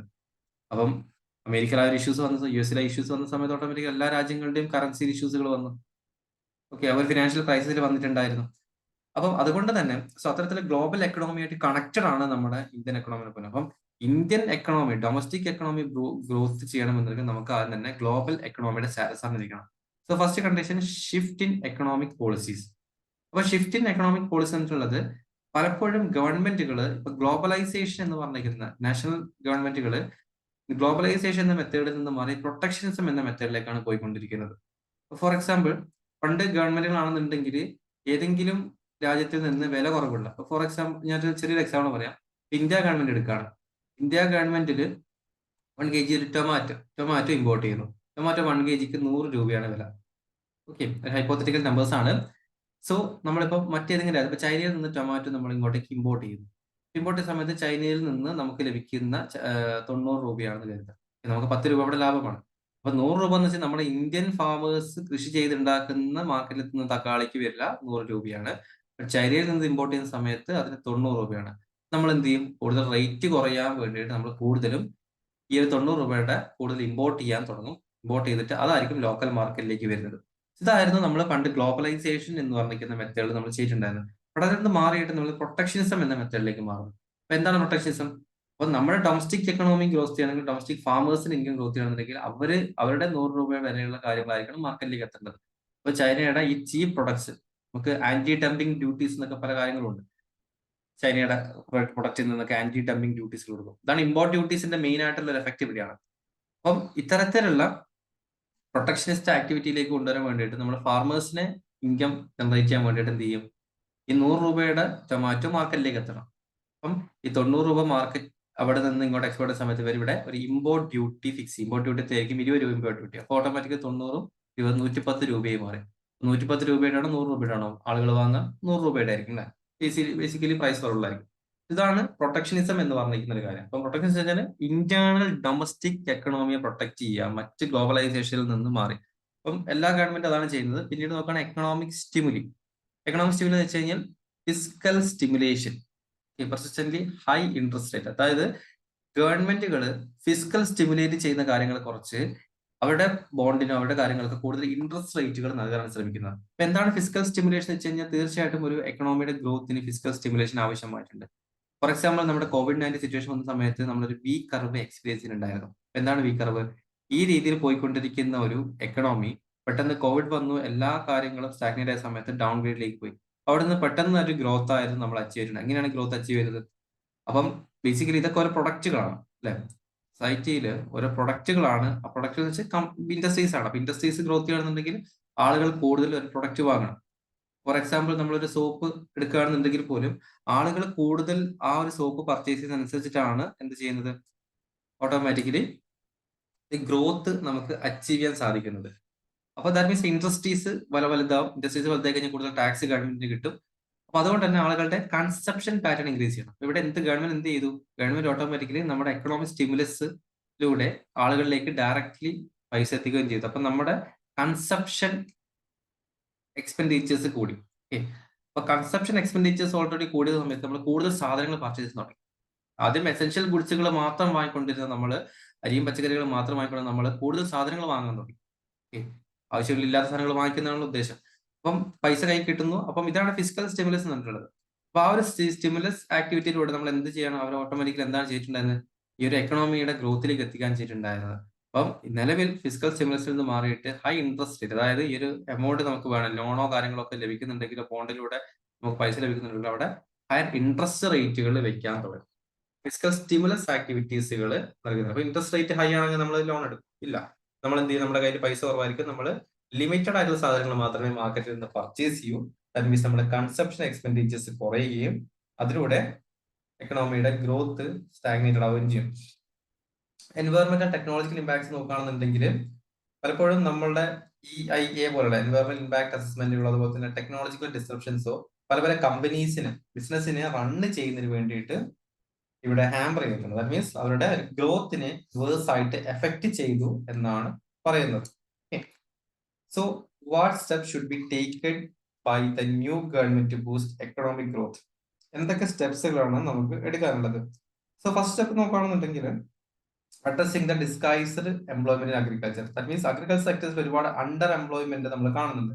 ഈ അണ്ടർ എംപ്ലോയ്മെന്റ് കുറച്ച് ആ അണ്ടർ എംപ്ലോയ്മെന്റിലുള്ള ആളുകളെ നമ്മൾ സർവീസ് സെക്ടറിലേക്കോ അല്ലെങ്കിൽ മറ്റ് ഇൻഡസ്ട്രി സെക്ടേഴ്സിലേക്കോ മാറ്റും. എന്താണ് അണ്ടർ എംപ്ലോയ്മെന്റ് എന്ന് വെച്ച് കഴിഞ്ഞാൽ, ഒരു ഫീൽഡ് എടുക്കുക. ഒരു ഫീൽഡിന്റെ അകത്ത് ഏകദേശം 2 പേര് പണിയെടുത്ത് കഴിഞ്ഞാൽ അവിടെ ഈൽഡ് കിട്ടും, അവിടെ നല്ല ലാഭം കിട്ടുമെന്നുണ്ടെങ്കിൽ അതാണ് ഒരു ഒരു കോമൺ ആയിട്ടുള്ള എംപ്ലോയ്മെന്റ്. ബട്ട് ആ 2 പേർക്ക് പകരം 4 പേരാണ് പണിയെടുക്കുന്നത്. പ്രത്യേകിച്ച് ഒരു ചേഞ്ചസും ഇല്ല, കിട്ടുന്ന ഈൽഡിലൊന്നും ഒരു ചേഞ്ചസും വരുന്നില്ല. വർക്ക് ഫോഴ്സ് ഒന്നും കുറയുന്നില്ല. സോ ബാക്കി വരുന്ന രണ്ട് പേരെയാണ് നമ്മൾ അണ്ടർ എംപ്ലോയ്മെന്റ് ആയിട്ടുള്ള ആളുകളായിട്ട് കൺസിഡർ ചെയ്യുന്നത്. That is under employment basically simple definition ആണ്. അപ്പം അതിനുവഴി ഇത്തരം അണ്ടർ എംപ്ലോയിഡ് ആയിട്ടുള്ള ആളുകളെ എന്ത് ചെയ്യും? അവര് അത്തരം അണ്ടർ എംപ്ലോയിഡ് ആയിട്ടുള്ള ആളുകളെ മറ്റ് സെക്ടേഴ്സ്, സർവീസ് സെക്ടേഴ്സിന്റെ അകത്തോ അതേപോലെ തന്നെ മറ്റ് ഇൻഡസ്ട്രിയൽ സെക്ടേഴ്സിലേക്കോ മാറ്റാൻ ശ്രമിക്കുക എന്നാണ് പറഞ്ഞിട്ടുള്ളത്. സോ പിന്നീട് reducing the manufacturing cost. Manufacturing cost കൂടുതൽ സബ്സിഡീസുകൾ നൽകും. നമ്മൾ അഗ്രികൾച്ചറൽ പ്രൊഡക്ട്സോ കാര്യങ്ങളോ നോക്കുകയാണെന്നുണ്ടെങ്കിലും അവിടെ പ്രൊഡക്റ്റ് ക്രിയേറ്റ് ചെയ്യുന്ന സമയത്ത്, മാനുഫാക്ചറിങ് സമയത്ത് അതിനാവശ്യമുള്ള സബ്സിഡീസ് പ്രൊവൈഡ് ചെയ്യാൻ ശ്രമിക്കുക. സോ അത്ര സബ്സിഡീസ് പ്രൊവൈഡ് ചെയ്യാനുണ്ടെങ്കിൽ തീർച്ചയായിട്ടും നമ്മുടെ മാനുഫാക്ചറിങ് കോസ്റ്റുകൾ, ഫോർ എക്സാമ്പിൾ സിമിലർ ഫെർട്ടിലൈസർ എടുക്കുകയാണ്. ഫെർട്ടിലൈസർ എടുക്കുന്ന സമയത്ത് ഫെർട്ടിലൈസറിന് കൂടുതൽ സബ്സിഡി കൊടുക്കുകയാണ് ഒരു മാനുഫാക്ചറിങ് കമ്പനിക്ക്. ഫാർമേഴ്സിനല്ല, മാനുഫാക്ചറിങ് കമ്പനിക്ക് സബ്സിഡി കൊടുക്കുകയാണ്. അപ്പൊ എനിക്ക് എന്റെ മാനുഫാക്ചറിങ് കോസ്റ്റ് കുറക്കാൻ പറ്റില്ല. പിന്നീട് ബൂസ്റ്റ് കൺസപ്ഷൻ ബൂസ്റ്റ് ചെയ്യാൻ എന്ത് ചെയ്യണം? ആളുകളിലേക്ക് പൈസ വേണം. ഡയറക്റ്റ് പൈസ കൊടുക്കാൻ പറ്റില്ല. എന്ത് ചെയ്യണം? ഗോൾഡ് മോണിറ്റൈസേഷൻ പോലുള്ള പ്രോഗ്രാം. ഗോൾഡ് മോണിറ്റൈസേഷൻ എന്ന് വെച്ച് കഴിഞ്ഞാൽ ബേസിക്കലി നമ്മുടെ കയ്യിലുള്ള സ്വർണം പെട്ടെന്ന് തന്നെ ലിക്വിഡ് ക്യാഷ് ആക്കി മാറുന്ന ഒരു ഈസി ആയിട്ടുള്ള മെത്തേഡ്. സോ അതിലൂടെ നമ്മുടെ കയ്യിലേക്ക് ലിക്വിഡ് ക്യാഷ് വരികയും അങ്ങനെ ലിക്വിഡ് ക്യാഷ് വന്നു കഴിഞ്ഞാൽ നമ്മൾ കൂടുതൽ കൺസപ്ഷൻ പാറ്റേൺസ് നമ്മൾ ഇൻക്രീസ് ചെയ്യുകയും ചെയ്യും. പല എക്കണോമിക് ഗ്രോത്തിലേക്ക് എത്തിക്കാനും പറ്റും. പിന്നെ develop agriculture sector. Agriculture sectors നമുക്ക് എങ്ങനെ ഡെവലപ്പ് ചെയ്യാൻ പറ്റും? ഒരു കോഓപ്പറേറ്റീവ് മോഡൽസ്. ദാറ്റ് മീൻസ് നമുക്ക് അമൂൽ അറിയാലേ, അമൂൽ എന്ന് വെച്ച് കഴിഞ്ഞാൽ പാലാണ്. അപ്പൊ അതൊരു കോഓപ്പറേറ്റീവ് സൊസൈറ്റിയാണ്. അപ്പം അതുകൊണ്ട് തന്നെ ആ ഒരു ക്ഷീരോത്പാദനത്തിനകത്ത് നല്ല രീതിയിൽ ഗ്രോത്ത് നമുക്ക് കാണാൻ പറ്റിയിട്ടുണ്ടായിരുന്നു. അതുപോലെ തന്നെ ഓരോ കമ്മോഡിറ്റീസിനും ആവശ്യമായിട്ടുള്ള കോഓപ്പറേറ്റീവ്സ് ഡെവലപ്പ് ചെയ്യുക. ദാറ്റ് മീൻസ് ടൊമാറ്റോ ആയിക്കോട്ടെ, ഒനിയൻ ആയിക്കോട്ടെ, അപ്പൊ ഇതുപോലുള്ള ഓരോ പർച്ചേസ് ഫാർമേഴ്സിനെ കഴിഞ്ഞ് പർച്ചേസ് ചെയ്ത് വിൽക്കുന്നത് വരെയുള്ള കാര്യങ്ങൾ ഒരു കോഓപ്പറേറ്റീവ് സൊസൈറ്റീസ് ആയിട്ട് മാറും. പാലിൽ നമ്മൾ അമൂൽ എങ്ങനെയാണ് ചെയ്യുന്നത് അതുപോലെ തന്നെ ഓരോ കോമോഡിറ്റീസിനും കൊണ്ടുവരിക. അങ്ങനെയെങ്കിൽ നമുക്ക് അഗ്രികൾച്ചർ ഡെവലപ്പ് ചെയ്യാൻ പറ്റും. സോ പിന്നീട് പ്രൊമോട്ട് ഫ്രീ ലേബർ മൂവ്മെന്റ്. നമുക്കറിയാം നമ്മൾ മറ്റ് പല രാജ്യങ്ങളുമായിട്ട് നമ്മൾ FTA free trade agreement, that means ഗുഡ്സിന്റെ ട്രാൻസാക്ഷൻസ് നടത്തുന്നുണ്ട്. അതേപോലെ തന്നെ അതേ രാജ്യങ്ങളുമായിട്ട് തന്നെ നമ്മൾ ലേബറിന്റെ മൂവ്മെന്റ്, അതായത് ആളുകളുടെ മൂവ്മെന്റും കുറച്ചുകൂടി ഈസി ആക്കാം. ട്രേഡ് നമുക്ക് ഈസി ആയി ചെയ്യാൻ പറ്റുന്ന പോലെ തന്നെ ലേബേഴ്സിന്റെ മൂവ്മെന്റും ഈസി ആക്കാൻ ശ്രമിക്കുക. ദെൻ സ്കിൽ ഇംപ്രൂവ്മെന്റ് ആണ്, എൻഹാൻസ് ദ സ്കിൽ. ഓക്കെ, അപ്പോൾ ഒഡീഷ ഗവൺമെന്റ് ഒക്കെ റീസെന്റ് ആയിട്ട് നമ്മളെ പ്ലംബിംഗ് പോലെയുള്ള ജോലികൾ എടുക്കാൻ വേണ്ടിയിട്ട് അവര് പ്ലംബിംഗ് ജോലിക്ക് ഒരു സ്കിൽ ഡെവലപ്മെന്റ് നൽകിയിട്ടുണ്ടായിരുന്നു ഒഡീഷ ഗവൺമെന്റ്. അതേപോലെ തന്നെ ഇന്റർനാഷണൽ ലെവലിലൊക്കെ ചെറിയ ചെറിയ ജോലികൾ കാണുന്നുണ്ടെങ്കിൽ നല്ല സ്കിൽ ആവശ്യമായിരുന്നു. സെപ്റ്റി ടാങ്ക് ക്ലീനിങ് ആണെങ്കിൽ പോലും ഒരു സ്കിൽഡ് ആയിട്ടുള്ള വർക്കേഴ്സിനെയാണ് അവർ യൂസ് ചെയ്യാറുള്ളത്. അതുപോലെ തന്നെ ഇന്ത്യയിൽ ഏതൊരു ചെറിയ ജോബ് ആണെന്നുണ്ടെങ്കിലും അതിനാവശ്യമുള്ള സ്കില്ല്, ടെക്നിക്കലോ അല്ലെങ്കിൽ മറ്റ് IT മേഖലയിലോ മാത്രം സ്കില്ലുകൾ കൊടുക്കുന്നതിന് പകരമായിട്ട് മറ്റെല്ലാ മേഖലയിലേക്കും സ്കില്ല് നൽകാൻ ശ്രമിക്കുക എന്നാണ് പറഞ്ഞിട്ടുള്ളത്. അപ്പോൾ സ്കിൽ ഇംപ്രൂവ് ചെയ്യുക. പിന്നെ expand manufacturing through PLS scheme, that means product linked incentive എന്ന് പറഞ്ഞ സ്കീമിലൂടെ മാനുഫാക്ചറിംഗ് എക്സ്പാൻഡ് ചെയ്യാം. അപ്പൊ നിലവിൽ നമ്മൾ വളരെ കുറച്ച് ഏരിയാസിൽ മാത്രമേ ഈ ഒരു PLS സ്കീം ഉപയോഗിക്കുന്നുള്ളൂ. അതിൽ നിന്ന് മാറിയിട്ട് ഗാർമെന്റ്സ്, ഓട്ടോമൊബൈൽസ്, ജ്വല്ലറി ഏരിയാസിലേക്ക് മാറ്റും. എന്താണ് ഈ ഒരു PLS സ്കീം എന്ന് നോക്കുകയാണെന്നുണ്ടെങ്കിൽ, so basically PLS scheme basically ഏതെങ്കിലും ഒരു പ്രൊഡക്റ്റ്, ആ പ്രൊഡക്റ്റിന്റെ എത്രത്തോളമാണ് പ്രൊഡക്റ്റ് ഇൻക്രീസ് ചെയ്യുന്നത് അതിനനുസരിച്ചിട്ടുള്ള ഇൻസെന്റീവ് നൽകുക എന്നതാണ് പ്രൊഡക്റ്റ് ലിങ്ക്ഡ് ഇൻസെന്റീവ് കൊണ്ട് ബേസിക്കലി ഉദ്ദേശിക്കുന്നത്. ഓക്കെ, അപ്പം ഫോർ എക്സാമ്പിൾ ഒരു കമ്പനി 100 പ്രൊഡക്റ്റ് ഉണ്ടാക്കുന്നു. അതിന് പരമായിട്ട് 100 പ്രൊഡക്റ്റ് ഉണ്ടാക്കുന്നുണ്ടെങ്കിൽ ആ 20 പ്രൊഡക്റ്റിന് ഗവൺമെന്റ് ഇൻസെന്റീവ് നൽകുന്നു. ഓക്കെ, അവർ ടാർഗറ്റ് ചെയ്തിരിക്കുന്നത് 100 ആണ്, പക്ഷെ 102 അവർ ഉണ്ടാക്കിയിട്ടുള്ളത്. അപ്പൊ അങ്ങനെ കൂടുതൽ കൂടുതൽ പ്രൊഡക്റ്റ് ഉണ്ടാക്കാൻ വേണ്ടി എൻകറേജ് ചെയ്യാനുള്ള പ്രൊഡക്റ്റ് ലിങ്ക്ഡ് ഇൻസെന്റീവ് ഉദ്ദേശിക്കുന്നത്. അവിടെ ഗവൺമെന്റ് 20 പ്രൊഡക്റ്റിന് ആവശ്യമായ ഇൻസെന്റീവ്സ് നൽകും. പിന്നീട് നമ്മുടെ സർവീസ് സെക്ടേഴ്സിന് ആവശ്യമായിട്ടുള്ള സപ്പോർട്ടുകൾ നൽകുക എന്നാണ് പറഞ്ഞിട്ടുള്ളത്. That means tourism, education, health പോലുള്ള ഏരിയാസിന് കൂടുതൽ സപ്പോർട്ട് നൽകുക. അതുപോലെ തന്നെ മറ്റ് രാജ്യങ്ങളിലുള്ള നമ്മുടെ ഇന്ത്യൻ ഡയസ്പോരയെ തന്നെ ബ്രാൻഡ് അംബാസിഡർ ആക്കി മാറ്റുക. That means Indian tourism develop ചെയ്യുന്നുണ്ടെങ്കിൽ ഇന്ത്യൻ ഡയസ്പോര പല രാജ്യങ്ങളിലും ഉണ്ട്. അപ്പൊ അവരെ തന്നെ ബ്രാൻഡ് അംബാസിഡേഴ്സ് ആക്കിയിട്ട് അവരെ കൊണ്ട് തന്നെ പല രാജ്യങ്ങളിലും നമ്മുടെ ടൂറിസം പ്രൊമോട്ട് ചെയ്യിപ്പിക്കാൻ ശ്രമിക്കാം. പിന്നെ unlock investment in infrastructure. So especially എവിടെയാണ് നമുക്ക് ഈ ഒരു ഇൻഫ്രാസ്ട്രക്ചർ ഇൻവെസ്റ്റ്മെന്റ് ആവശ്യമായിട്ടുള്ളത്? ഇവിടെ ജുഡീഷ്യൽ ഇൻഫ്രാസ്ട്രക്ചർ ആണ് ഇവിടെ പറയുന്നത്. അപ്പം ജുഡീഷ്യൽ ഇൻഫ്രാസ്ട്രക്ചേഴ്സ് ഇംപ്രൂവ് ചെയ്യുന്നതിലൂടെ നമുക്ക് ലാൻഡ് അക്വിസിഷൻ, അതുപോലെ തന്നെ ലേബർ ലോസ്. നമുക്കറിയാം ഏതെങ്കിലും ഒരു ഇൻവെസ്റ്റർ വരികയൊക്കെ ചെയ്യുന്നുണ്ടെങ്കിൽ ഫസ്റ്റ് ഓഫ് ഓൾ പ്രശ്നം എന്ന് വെച്ച് കഴിഞ്ഞാൽ ലാൻഡ് അക്വയർ ചെയ്യുന്നതാണ്. പിന്നീട് അവിടെ ലേബർ ലോസ് ആണ്. ഒരു സ്ഥലം വാങ്ങാൻ പറ്റില്ല, സ്ഥലം വാങ്ങിയ ഒരു കമ്പനി തുടങ്ങിയാൽ പോലും അവിടെ യൂണിയൻ പ്രവർത്തനങ്ങളും കാര്യങ്ങളുമായിട്ട് വീണ്ടും ഇഷ്യൂസുകൾ വരും. അപ്പൊ നമ്മുടെ ജുഡീഷ്യൽ ഇൻഫ്രാസ്ട്രക്ചേഴ്സ് ഡെവലപ്പ് ചെയ്യുകയാണെന്നുണ്ടെങ്കിൽ ഒരു സ്പീഡി ജുഡീഷ്യൽ റിക്വയർമെന്റ്, ഇപ്പോഴത്തെ ഒരു ലാൻഡ് റിക്വയർമെന്റ് ആണെന്നും ലാൻഡ് അക്വിസിഷൻ ആണെങ്കിലും ഒരു ലേബർ ലോ ആണെന്നുണ്ടെങ്കിൽ സ്പീഡി ആക്കാൻ പറ്റുന്നുണ്ടെങ്കിൽ അത് നമ്മുടെ ഇൻവെസ്റ്റ്മെന്റ് ഓപ്പർച്യൂണിറ്റി ഇവിടെ ഇംപ്രൂവ് ചെയ്യും. ദെൻ എൻഹാൻസ് ജുഡീഷ്യൽ ഇൻഫ്രാസ്ട്രക്ചേഴ്സ് എന്ന് വെച്ച് കഴിഞ്ഞാൽ ബാക്ക്ലോഗുകൾ കുറക്കാം. ഒരുപാട് കേസുകൾ നിലവിൽ ലാൻഡ് അക്വിസിഷൻ ആയിക്കോട്ടെ ലേബർ ലോസ് പെൻഡിങ്ങുകൾ ഉണ്ട് കോടതി മുന്നാകെ. ഒരു ഇൻവെസ്റ്റർ വന്നാൽ പോലും ഏറ്റവും വലിയ ഇന്ത്യയിൽ ഇൻവെസ്റ്റ് ചെയ്യാത്തതിന്റെ ഹഡിൽസ് എന്ന് വെച്ച് കഴിഞ്ഞാൽ ഇത്തരത്തിലുള്ള ലീഗൽ കോൺസിക്വൻസസ് ആണ്. മറ്റു രാജ്യങ്ങളെ പോലെ ഒന്നല്ല, ഇവിടെ ഈ കമ്പനി തുടങ്ങുന്ന ഒരുപാട് ലീഗൽ കോൺസിക്വൻസസ് ആവശ്യം, ഒരുപാട് പേപ്പർ വർക്കുകൾ ആവശ്യമായിട്ടുണ്ട്. അതുകൊണ്ട് തന്നെ പല കമ്പനീസ് ഇവിടെ തുടങ്ങില്ല. അതുകൊണ്ട് തൊട്ടടുത്തുള്ള മറ്റേതെങ്കിലും ഈസി ആയിട്ടുള്ള കൺട്രിയിലേക്ക് പോകും. അതിനുവേണ്ടി പല കൺട്രീസും അവരുടെ മാർക്കറ്റ് പോലും ഓപ്പൺ ആക്കി വെച്ചിട്ടുണ്ട് ഇന്ത്യയിലുള്ള ഇൻവെസ്റ്റ്മെന്റ് ബൈപ്പാസ് ചെയ്യാൻ വേണ്ടിയിട്ട്. നമുക്കറിയാം ചൈനയിലൊക്കെ ഒരുപാട് ഇൻവെസ്റ്റ്മെന്റ് പോയിട്ടുണ്ടായിരുന്നു US നിന്നൊക്കെ, ഇന്ത്യയിൽ തുടങ്ങാൻ ബുദ്ധിമുട്ടുള്ളതുകൊണ്ട്. അപ്പൊ ജുഡീഷ്യൽ ഇൻഫ്രാസ്ട്രക്ചർ ഇംപ്രൂവ് ചെയ്യാന്ന് വെച്ച് കഴിഞ്ഞാൽ ഇത്തരത്തിലുള്ള കേസുകൾ, ബാക്ക്ലോ കേസുകൾ മാക്സിമം കുറക്കുക, പെട്ടെന്ന് സ്പീഡി ആയിട്ടുള്ള ട്രയലിംഗ് കേസുകൾ പോകാം. Simplify the doing business, that means ease of doing business simplify ചെയ്യാം. അപ്പൊ എന്താണ് ഈസ് ഓഫ് ഡൂയിങ് ബിസിനസ്? ഒരു കമ്പനി സ്റ്റാർട്ട് ചെയ്യാനുള്ള എല്ലാ പ്രൊസീജിയേഴ്സും വളരെ പെട്ടെന്ന് തന്നെ സ്റ്റാർട്ട് ചെയ്യാൻ പറ്റും. ദാറ്റ് മീൻസ് റിഫോംസ് ആയിക്കോട്ടെ, ലാൻഡ് അക്വിസിഷൻ ആയിക്കോട്ടെ, ലേബർ ലോ ആയിക്കോട്ടെ, അതൊക്കെ പെട്ടെന്ന് തന്നെ തരുന്നത് നമ്മളെ. അല്ലെങ്കിൽ സ്പെഷ്യൽ എക്കണോമിക് സോൺസുകൾ, SC സെറ്റുകൾ ക്രിയേറ്റ് ചെയ്യും. എന്താണ് special economic zones? Particular area ആണ് ഗവൺമെന്റ് നോട്ടിഫൈ ചെയ്തിരിക്കുന്ന ഏരിയ. അവിടെ ബിൽഡിങ്ങുകൾ പണിയാണെന്നുണ്ടെങ്കിൽ നമുക്ക് അവിടെ നമുക്ക് ഇൻഡസ്ട്രീസ് സ്റ്റാർട്ട് ചെയ്യുകയാണെന്നുണ്ടെങ്കിൽ തീർച്ചയായിട്ടും ഒരുപാട് ഇഷ്യൂസുകൾ വരില്ല. കാരണം ആ ഒരു അവിടെ ലേബർ ലോസും അതുപോലെ തന്നെ എൻവയറമെന്റ് ഇമ്പാക്ട് ഒക്കെ നടത്തിയിട്ടുള്ളതാണ്. അവിടെ എത്ര കമ്പനി വേണമെന്ന് പറയുന്നത്. അതുകൊണ്ടാണ് നമ്മൾ ഓരോ IT പാർക്സുകൾ അതുപോലെ തന്നെ ഇൻഡസ്ട്രിയൽ ഏരിയാസുകൾ എന്നൊക്കെ പറയുന്നത്. പല സ്റ്റേറ്റുകളിൽ നമുക്കറിയാം പല ഇൻഡസ്ട്രിയൽ ഏരിയാസുകളുണ്ട്. അപ്പൊ ഇൻഡസ്ട്രിയൽ ഏരിയ എന്നുള്ളത് ബേസിക്കലി SC സെറ്റ് ആണ്, സ്പെഷ്യൽ എക്കണോമിക് സോൺസ് ആണ്.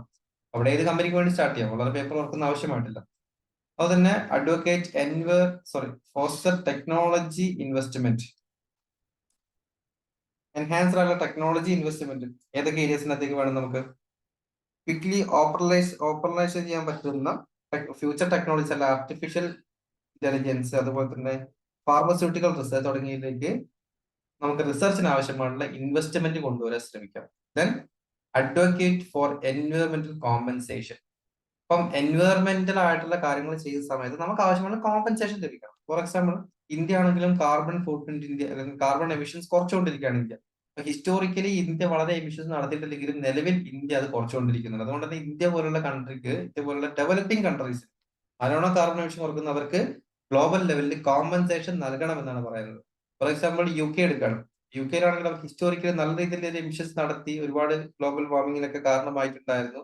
അതിനുശേഷം ഇപ്പോഴാണ് അവർ റിഡ്യൂസ് ചെയ്തിട്ടുണ്ടായത്. ഹിസ്റ്റോറിക്കലി അവർ വളരെയധികം എമിഷൻ നടത്തിയിട്ടുണ്ട്. ഇന്ത്യൻ കൺട്രീസിൽ അത്രത്തോളം ഹിസ്റ്റോറിക്കൽ എമിഷൻ നടത്തിയിട്ടില്ല. ബട്ട് എന്നിരുന്നാൽ പോലും അവർ കാർബൺസിന്റെ യൂസേജ് ഇന്ത്യൻ കമ്പനികൾ കുറച്ചിട്ടുണ്ട്, ഇന്ത്യ ഗവൺമെന്റ് കുറച്ചിട്ടുണ്ട്. അതുകൊണ്ട് അത്തരത്തിലുള്ള ഡെവലപ്പിംഗ് കൺട്രീസ് ആരാണോ കാർബൺ എമിഷൻ കുറച്ചുള്ളത് അവർക്ക് പ്രോപ്പർ ആയിട്ടുള്ള എൻവയറമെന്റൽ കോമ്പൻസേഷൻ നൽകാൻ തുടങ്ങാം. Then implement responsible mining policies, ഒരു ബാലൻസ്ഡ് ആയിട്ടുള്ള മൈനിങ് പോളിസി. നമുക്ക് മൈനിങ് ആവശ്യമാണ്, ഇൻഡസ്ട്രീസ് ഗ്രോത്തിന് ആവശ്യമാണ്. കോൾ മൈനിങ് എടുക്കുകയാണെങ്കിൽ ഇൻഡസ്ട്രീസിന് കോൾ ആവശ്യമായിട്ടുണ്ട്. അതുപോലെ തന്നെ അടുത്ത പീപ്പിൾസിനും കോൾ ആവശ്യമായിട്ടുണ്ട്. പീപ്പിൾസിനാണെങ്കിലും കോൾ മൈനിങ് ഇഷ്യൂ ആണ്. അപ്പൊ എന്താണ് ഇവിടെ നടക്കുന്നത്? അപ്പൊ ബാലൻസ്ഡ് ആയിട്ടുള്ള അപ്രോച്ച് എടുക്കാം. അപ്പം കോൾ മൈനിങ് ആളുകളെ നോക്കാതെ അല്ല ഇൻഡസ്ട്രീസിന് വേണ്ടി മാത്രമായി മാറരുത്. ഇൻഡസ്ട്രീസിന് ആവശ്യമായ രീതിയിൽ കോളുകൾ നമുക്ക് കൊണ്ടുവരും വേണം. അതുപോലെ തന്നെ അവിടെയുള്ള ജനങ്ങളുടെ ഇഷ്യൂസുകൾ മനസ്സിലാക്കാനും പറ്റണം.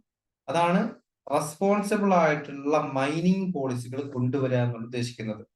ദെൻ നമ്മുടെ എഡ്യൂക്കേഷൻ ആൻഡ് ഹെൽത്ത് കെയറിലേക്ക് മാക്സിമം ഇൻവെസ്റ്റ്മെന്റ് കൊണ്ടുവരാൻ ശ്രമിക്കുക. സോ അത്ര ഇൻവെസ്റ്റ്മെന്റ് കൊണ്ടുവന്നിട്ടുണ്ടെങ്കിൽ നമ്മുടെ ഹ്യൂമൻ റിസോഴ്സ് ഇൻക്രീസ് ചെയ്യാൻ സാധിക്കും. എഡ്യൂക്കേറ്റ് ഇൻവെസ്റ്റേഴ്സ് നമുക്കറിയാം പല രീതിയിൽ ക്രിപ്റ്റോ അതുപോലെ തന്നെ മറ്റ് പോളിസി സ്കീമിലൊക്കെ ഇൻവെസ്റ്റ് ചെയ്ത് ഇൻവെസ്റ്റ്മെന്റ് പുവർ ഏരിയാസ് ആയിട്ടുള്ള ഓപ്പർച്യൂണിറ്റി നൽകുന്നതിന് പകരമായിട്ട് ഏത് ഏരിയാസിലേക്ക് ഇൻവെസ്റ്റ് ചെയ്യണമെന്ന് നമ്മുടെ ഇൻവെസ്റ്റേഴ്സിനെ എഡ്യൂക്കേറ്റ് ചെയ്യാം. Then finally promote sustainable practice, ഒരു ഗ്രീൻ എനർജി പുഷ് കൊണ്ടുവരാൻ ശ്രമിക്കാം. ഗ്ലോബൽ കോർപ്പറേഷനിലൂടെയോ എൻവയോൺമെന്റൽ ഇഷ്യൂസുകൾ മനസ്സിലാക്കാം. അതുപോലെ തന്നെ ഒരു ഗ്രീൻ എനർജി പ്രാക്ടീസുകൾ, സസ്റ്റൈനബിൾ ആയിട്ടുള്ള പ്രാക്ടീസസ് കൊണ്ടുവരാൻ ഗവൺമെന്റ് അഡ്വക്കേറ്റ് ചെയ്യാം. അപ്പൊ ഇത് ബേസിക്കലി നമ്മൾ പറഞ്ഞുകൊണ്ടിരിക്കുന്നത് പുതിയ ഗവൺമെന്റ് എന്തൊക്കെ ആക്ടിവിറ്റീസുകൾ ചെയ്യണമെന്നാണ് പറഞ്ഞിട്ടുള്ളത്. അപ്പം എല്ലാം വളരെയധികം ഡീറ്റെയിൽ ആയിട്ട് എല്ലാ പോയിന്റുകളുണ്ട്. ഈ പോയിന്റുകളൊക്കെ നമ്മൾ ജസ്റ്റ് ഒന്ന് 2 ലൈനിൽ എഴുതുക ആൻസർ ചെയ്യുന്ന സമയത്ത്. അതിനുശേഷം ഓരോ എക്സാമ്പിൾസും കൊടുക്കുകയാണെന്നുണ്ടെങ്കിൽ നിങ്ങൾക്ക് എല്ലാവരും, കാരണം ഈ ഒരു കംപ്ലീറ്റ് പോയിന്റുകളാണ് പറയുന്നത്. സോ ഇമ്പോർട്ടൻ്റ് ആയി ഈ ഒരു പോയിന്റ് തന്നെയായിരിക്കും ഇനി ഭാവിയിൽ വരുന്ന ഗവൺമെന്റ് ഓരോ പോയിന്റ് കാര്യങ്ങളായിരിക്കും ചെയ്യാൻ പോകുന്നത്. Okay, so moving on to next prelims based article. First article, Australia's new military recruitment policy. ഇപ്പം ഇന്റർനാഷണൽ അഫയേഴ്സ് ബന്ധപ്പെട്ട ആർട്ടിക്കിളാണ്. ഈ ആർട്ടിക്കിൾ പറഞ്ഞിട്ടുള്ളത് ഓസ്ട്രേലിയ എന്ന് പറഞ്ഞിരിക്കുന്ന കൺട്രിയിലെ പുതിയ മിലിറ്ററി പോളിസി, റിക്രൂട്ട്മെന്റ് പോളിസി. എന്താണ് പോളിസി? ഓസ്ട്രേലിയക്കാരല്ലാതെ മറ്റു രാജ്യങ്ങളിലെ ആളുകൾക്കും ഓസ്ട്രേലിയൻ മിലിറ്ററിയിൽ ജോയിൻ ചെയ്യാം. ഓസ്ട്രേലിയ എന്ന് വെച്ച കൺട്രി എന്ന് വെച്ചാൽ നമുക്കറിയാം വളരെയധികം എന്താണ് കോസ്റ്റൽ ഏരിയാസിലുള്ള ഒരു കൺട്രിയാണ് ഓസ്ട്രേലിയ. അപ്പം അതുകൊണ്ട് തന്നെ മിലിറ്ററി പാരാമീറ്റേഴ്സ് അവിടെ വളരെയധികം ആളുകളുണ്ട്. ഓസ്ട്രേലിയൻ പോപ്പുലേഷൻ വളരെ കുറവാണ്. അതുകൊണ്ട് തന്നെ മറ്റ് ഫോറിൻ നാഷണൽസിനാണെന്നുണ്ടെങ്കിലും ഓസ്ട്രേലിയ മിലിറ്ററിയിലേക്ക് ജോയിൻ ചെയ്യാൻ ഒരു ഓപ്പർച്യൂണിറ്റി കൊണ്ട്, കാരണം മിലിറ്ററിയിലേക്ക് അധികം ആളുകളില്ല. അതുപോലെ തന്നെ ഏകദേശം 90,000 ആളുകൾ മാത്രമാണ് ഓസ്ട്രേലിയയിൽ മിലിറ്ററിയിലുള്ളൂ. അതുകൊണ്ട് അവർ പറഞ്ഞിരിക്കുന്ന കാര്യം, പെർമനന്റ് റെസിഡൻസ് ആയിട്ടുള്ള അറ്റ്ലീസ്റ്റ് ലാസ്റ്റ് 12 months അവിടെ താമസിച്ചിട്ടുള്ള ആളുകൾ, PR സ്റ്റാറ്റസ് ഉള്ള 12 മാസമെങ്കിലും താമസിച്ചുള്ള ആളുകൾക്ക് അവിടുത്തെ ആർമിയിലേക്ക്, ഓസ്ട്രേലിയൻ ആർമിയിലേക്ക് ജോയിൻ ചെയ്യാം. പർട്ടിക്കുലർ ഇത് ഏത് വിഭാഗക്കാർക്കാണ്? പർട്ടിക്കുലർ അവർ ഫേവർ ചെയ്യുന്നത് ബ്രിട്ടൻ, കാനഡ, ന്യൂസിലാൻഡ്, യുണൈറ്റഡ് സ്റ്റേറ്റ്സിലുള്ള പൗരന്മാർക്കാണ് ഈ ഒരു സ്റ്റാറ്റസ് നിലവിൽ നൽകിയിട്ടുള്ളത്. അല്ലെങ്കിൽ അവരാണ് കൂടുതൽ ഫേവറബിൾ ആയിട്ട് കൺസിഡർ ചെയ്യുന്നത്. അപ്പൊ ഇതിന്റെ ഓപ്പറേഷണൽ ചാൻസ് നോക്കുകയാണെന്നുണ്ടെങ്കിൽ, സോ ഇത്തരത്തിലൊരു കാര്യം ഗവൺമെന്റ്, ഓസ്ട്രേലിയൻ ഗവൺമെന്റ് ഇറക്കിയിട്ടുണ്ടെങ്കിൽ പോലും Australia has found difficult to recruit enough pilots, marines and troops. അപ്പം ഈ ഒരു പോളിസി ഇറക്കിയിട്ടാണെങ്കിൽ പോലും ആളുകൾ കൂടുതൽ ഇതിലേക്ക് ജോയിൻ ചെയ്യുന്നില്ല. ഓക്കെ, സോ നിലവിലുള്ള മിലിറ്ററി കപ്പാസിറ്റി ഞാൻ നേരത്തെ പറഞ്ഞ തന്നെ 90,000 ഡിഫൻസ് ട്രൂപ്സ് ആണ് ഉള്ളത്. അതുപോലെ തന്നെ എക്സ്പേർട്സ് ആണെങ്കിൽ നോക്കുകയാണെന്നുണ്ടെങ്കിൽ military experts have expressed concern that number of Australian wings to serve is insufficient. അപ്പം കറന്റ് അല്ലെങ്കിൽ ഫ്യൂച്ചർ മിലിറ്ററി നീഡ്സിന് ആവശ്യമായിട്ട് ആളുകൾ വളരെ വളരെ കുറവാണ് എന്നാണ് പറഞ്ഞിട്ടുള്ളത്. സോ ഓസ്ട്രേലിയൻ മിലിറ്ററിയിലേക്ക് ചിലപ്പം ഇൻ ഫ്യൂച്ചർ ഇന്ത്യൻ ജനങ്ങൾക്കും ഇപ്പൊ ഇന്ത്യയിലുള്ള ആളുകൾക്കും അവിടെ ജോയിൻ ചെയ്യാം ഓസ്ട്രേലിയൻ മിലിറ്ററിയില്. അപ്പൊ അങ്ങനെ എന്തെങ്കിലും ഓപ്പർച്യൂണിറ്റി ഭാവിയിലേക്ക് വരാം. സോ ഇനി പുറത്തൊക്കെ പോകാൻ ആഗ്രഹിക്കുന്ന ആളുകൾ തീർച്ചയായിട്ടും ഓസ്ട്രേലിയയിലൊക്കെ പോകാൻ ശ്രമിച്ചോളൂ. ഇങ്ങനെയാണെന്നുണ്ടെങ്കിൽ ചിലപ്പോൾ നിങ്ങൾക്ക് മിലിറ്ററിയിലേക്ക് ജോയിൻ ചെയ്യാൻ പറ്റും. കാരണം പോപ്പുലേഷൻ ഒരു പെട്ടെന്ന് തന്നെ അവിടെ ഒരു ഇൻക്രീസ് ഉണ്ടായിരിക്കില്ല. ഫ്യൂച്ചറിലാണെങ്കിൽ നമുക്ക് വളരെയധികം ഒരു മിലിറ്ററി നീഡ്സ് ആവശ്യമായിട്ടുണ്ട്. ബിക്കോസ് ഒരു കോൾഡ് വാർ സിറ്റുവേഷനിലേക്കാണ് വേൾഡ് ജിയോ പൊളിറ്റിക്സ് പോയിക്കൊണ്ടിരിക്കുന്നത്.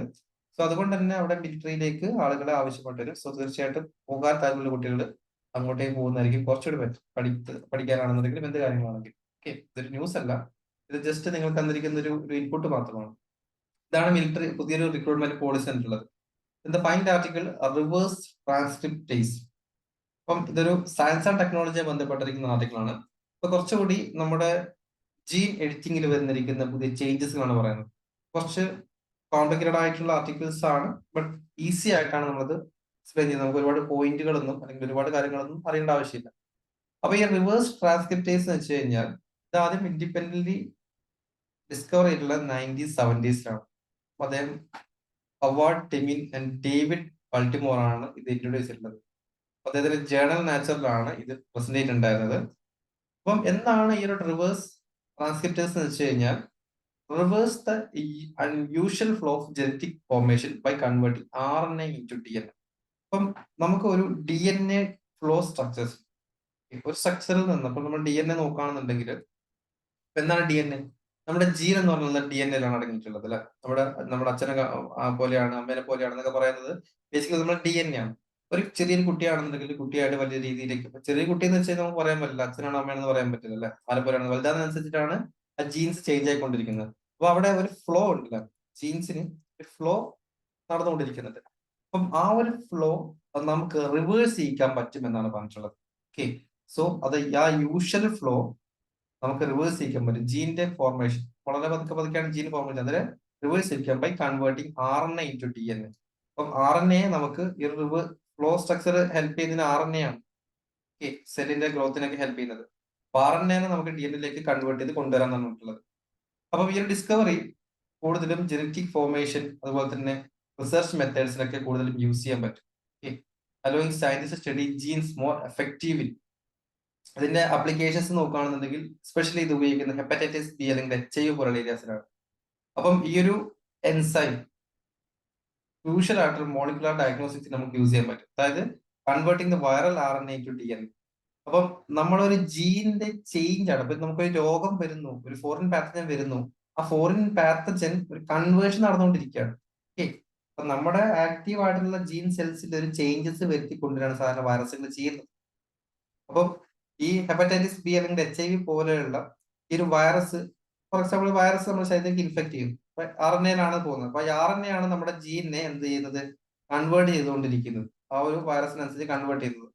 അപ്പം ആ കൺവേർട്ട് ആ നാച്ചുറൽ ഫ്ലോയിലേക്ക് പോയിക്കൊണ്ടിരിക്കുന്ന അല്ലെങ്കിൽ നമ്മുടെ രോഗത്തിലേക്ക് കൊണ്ടുപോകുന്ന ആ RNA പെട്ടെന്ന് തന്നെ പോകുന്നതിന് പരമായിട്ട് എന്താ കൺവേർട്ട് ചെയ്യും, DNA ആയിട്ട് കൺവേർട്ട് ചെയ്യും. അപ്പൊ DNA ആയിട്ട് കൺവേർട്ട് ചെയ്ത് വെച്ച് കഴിഞ്ഞാൽ പിന്നീട് ഇതിന്റെ ആ ഒരു വൈറസിന്റെ ഗ്രോത്ത് നമുക്ക് തടയാൻ പറ്റും.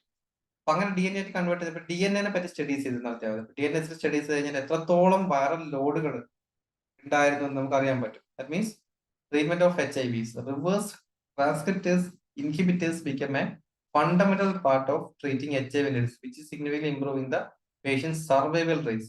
അതായത് എത്രത്തോളം വൈറൽ ലോഡ്സ് ആണ് അദ്ദേഹത്തിന്റെ ശരീരത്തിൽ ഉള്ളത് എന്ന് നമുക്ക് അറിയാൻ പറ്റും. മറ്റേ ജീൻ എടുത്ത് ഇങ്ങനെ പോയിക്കൊണ്ടിരിക്കുകയാണ്, മൾട്ടിപ്ലൈ ചെയ്തുകൊണ്ടിരിക്കുകയാണ്. നമുക്ക് എത്രത്തോളം വൈറൽ ലോഡാണ് ഉള്ളതെന്ന് അറിയാൻ പറ്റില്ല. പക്ഷെ പെട്ടെന്ന് നമ്മൾ കൺവേർട്ട് ചെയ്ത് DNA മാറ്റുകയാണെന്നുണ്ടെങ്കിൽ അദ്ദേഹത്തിന്റെ ശരീരത്തിൽ എത്രത്തോളം വൈറൽ ലോഡ് ഉണ്ടെന്ന് മനസ്സിലാക്കാൻ പറ്റും. അതിലൂടെ അദ്ദേഹത്തിന്റെ സർവൈവൽ റേറ്റ് പോലെ നമുക്ക് പ്രെഡിക്റ്റ് ചെയ്യാൻ സാധിക്കുന്നതാണ്. അപ്പൊ കുറച്ച് ഡീറ്റെയിൽ ആയിട്ട് എന്താണ് ഈ മെത്തേഡ് നോക്കുകയാണെന്നുണ്ടെങ്കിൽ, ഈ ഒരു ബാക്ടീരിയൽ റിവേഴ്സ് ട്രാൻസ്ക്രിപ്റ്റേഴ്സ് ഐഡന്റിഫൈ 1980-19 ആണ്. 1970s റിവേഴ്സ് ട്രാൻസ്ക്രിപ്റ്റേഴ്സ് കൊണ്ടുവന്നിട്ടുണ്ടെങ്കിലും ബാക്ടീരിയൽ ബേസ്ഡ് ആയിട്ടുള്ള 1989 കൊണ്ടുവന്നത്. അപ്പൊ എന്താണ് ബാക്ടീരിയ?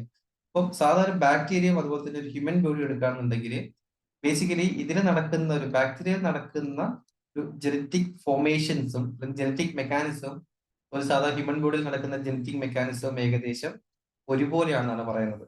ദാറ്റ് മീൻസ് ബാക്ടീരിയയിൽ എങ്ങനെയാണ് ജനറ്റിക് ഫോർമേഷൻ നടക്കുന്നത് തന്നെ നമ്മുടെ ശരീരത്തിൽ നടക്കുന്നത്. അപ്പം അതുകൊണ്ട് ബാക്ടീരിയസിലാണ് ഇത് ടെസ്റ്റ് ചെയ്യുന്നത്. അപ്പൊ അതാണ് പറഞ്ഞത് 1989 കണ്ടെത്തിയിട്ടുള്ളത്. ഫങ്ഷൻസ് ഓഫ് ക്ലെബ്സില്ല പ്നോമിനിയ എന്ന് പറഞ്ഞിട്ടുള്ളത്, ഇപ്പം ഏതെങ്കിലും ഒരു ബാക്ടീരിയ എടുക്കാം, ഒരു ബാക്ടീരിയ വൈറസ് അറ്റാക്ക് ചെയ്യും, ബേസിക്കലി ഒരു കണ്ടീഷൻ എടുക്കാം. അപ്പം ആ ഒരു bacteria phage virus, that means അങ്ങനെ വൈറസ് അറ്റാക്ക് ചെയ്തിരിക്കുന്ന ഒരു ബാക്ടീരിയയാണ് നമ്മള് ക്ലെബ്സിയല്ല പ്നോമിനിയ ബാക്ടീരിയ എന്ന് പറഞ്ഞിട്ടുള്ളത്. അപ്പം ഈ ഒരു ബാക്ടീരിയനെയാണ് നമ്മൾ സ്റ്റഡീസിന് വേണ്ടി എടുക്കുന്നത്. അപ്പം ഇതിൽ എന്ത് വന്നു, ഇതിന് വൈറസ് എഫക്റ്റഡ് ആയി മാറി, ബാക്ടീരിയ വൈറസ് എഫക്റ്റഡ് ആയി മാറി. അപ്പം ഈ ഒരു റിവേഴ്സ് ട്രാൻസ്ക്രിപ്റ്റേഴ്സ് ഉപയോഗിച്ചുകൊണ്ട് നമുക്ക് ഈ DNA from non coding RNA, okay, അപ്പൊ നമുക്ക് DNA കൺവേർട്ട് ചെയ്യാം. അപ്പം നോൺ കോഡിങ് RNAയിൽ നിന്ന് അങ്ങനെ കാര്യങ്ങൾ ഉണ്ടാകും, മൾട്ടിപ്ലൈ ചെയ്തുകൊണ്ടിരിക്കുന്നത്. അതിൽ നിന്ന് ഈ ബാക്ടീരിയനെ നമുക്ക് എന്താക്കി മാറ്റാം, DNA കൺവേർട്ട് ചെയ്യാം. ഓക്കെ, ഒരു RNA ആണ് mRNA, മെസ്സഞ്ചർ RNA ഒക്കെയാണ് വൈറസിനെ മൾട്ടിപ്ലൈ ചെയ്യാനൊക്കെ സഹായിക്കുന്നത്. അതിനെ പെട്ടെന്ന് തന്നെ നമ്മൾ എന്ത് ചെയ്തു, വേഗം തന്നെ RNA നമ്മൾ DNA ആയിട്ട് കൺവേർട്ട് ചെയ്തു. കൺവേർട്ട് ചെയ്തതിന് leading to protection of a protein named new.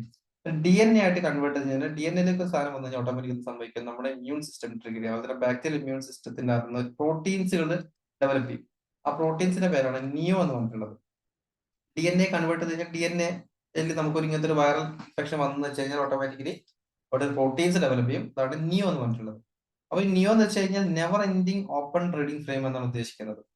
അപ്പം വൺസ് നിയോ പ്രൊഡ്യൂസ് ചെയ്ത് കഴിഞ്ഞാൽ ഈ നിയോ എന്ത് ചെയ്യും, ഈ ഒരു പ്രോട്ടീന് നമ്മളെ ഈ ഒരു DNA കംപ്ലീറ്റ്ലി ഡീപ്പ് സ്ലീപ്പിലേക്ക് കൊണ്ടുപോകും. അതായത് ആ DNA ഒന്ന് അടക്കി നിർത്തും ഈ നിയോ പ്രോട്ടീൻസ് വെച്ചിട്ടുള്ളത്.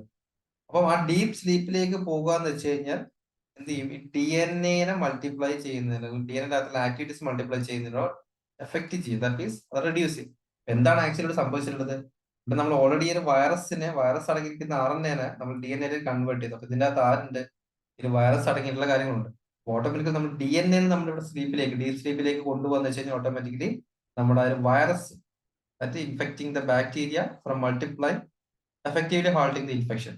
അപ്പം അതേ രീതിയിലുള്ള വൈറസിനെ മൾട്ടിപ്ലൈ ചെയ്യുന്നത് നമുക്ക് തടയാൻ പറ്റും. കാരണം DNA നമ്മൾ സ്റ്റോപ്പ് ചെയ്തു, ബാരിയർ കെട്ടി DNA സ്റ്റോപ്പ് ചെയ്തു. വൈറസിനെ ഇനി മൾട്ടിപ്ലൈ ചെയ്യാൻ പറ്റും. കാരണം വൈറസ് ഇതിന്റെ അകത്ത് DNA അകത്തേക്ക് മാറ്റിയിരിക്കുന്നു. നമ്മൾ റിവേഴ്സ് ട്രാൻസ്ക്രിപ്റ്റൈസ് ചെയ്ത് ആ RNA നമ്മൾ DNA കൺവേർട്ട് ചെയ്തിട്ടുണ്ട്. അതുകൊണ്ടാണ്. പിന്നെ ഇംപ്ലിക്കേഷൻസ് നോക്കുകയാണെന്നുണ്ടെങ്കിൽ potential in biotechnology and medicine.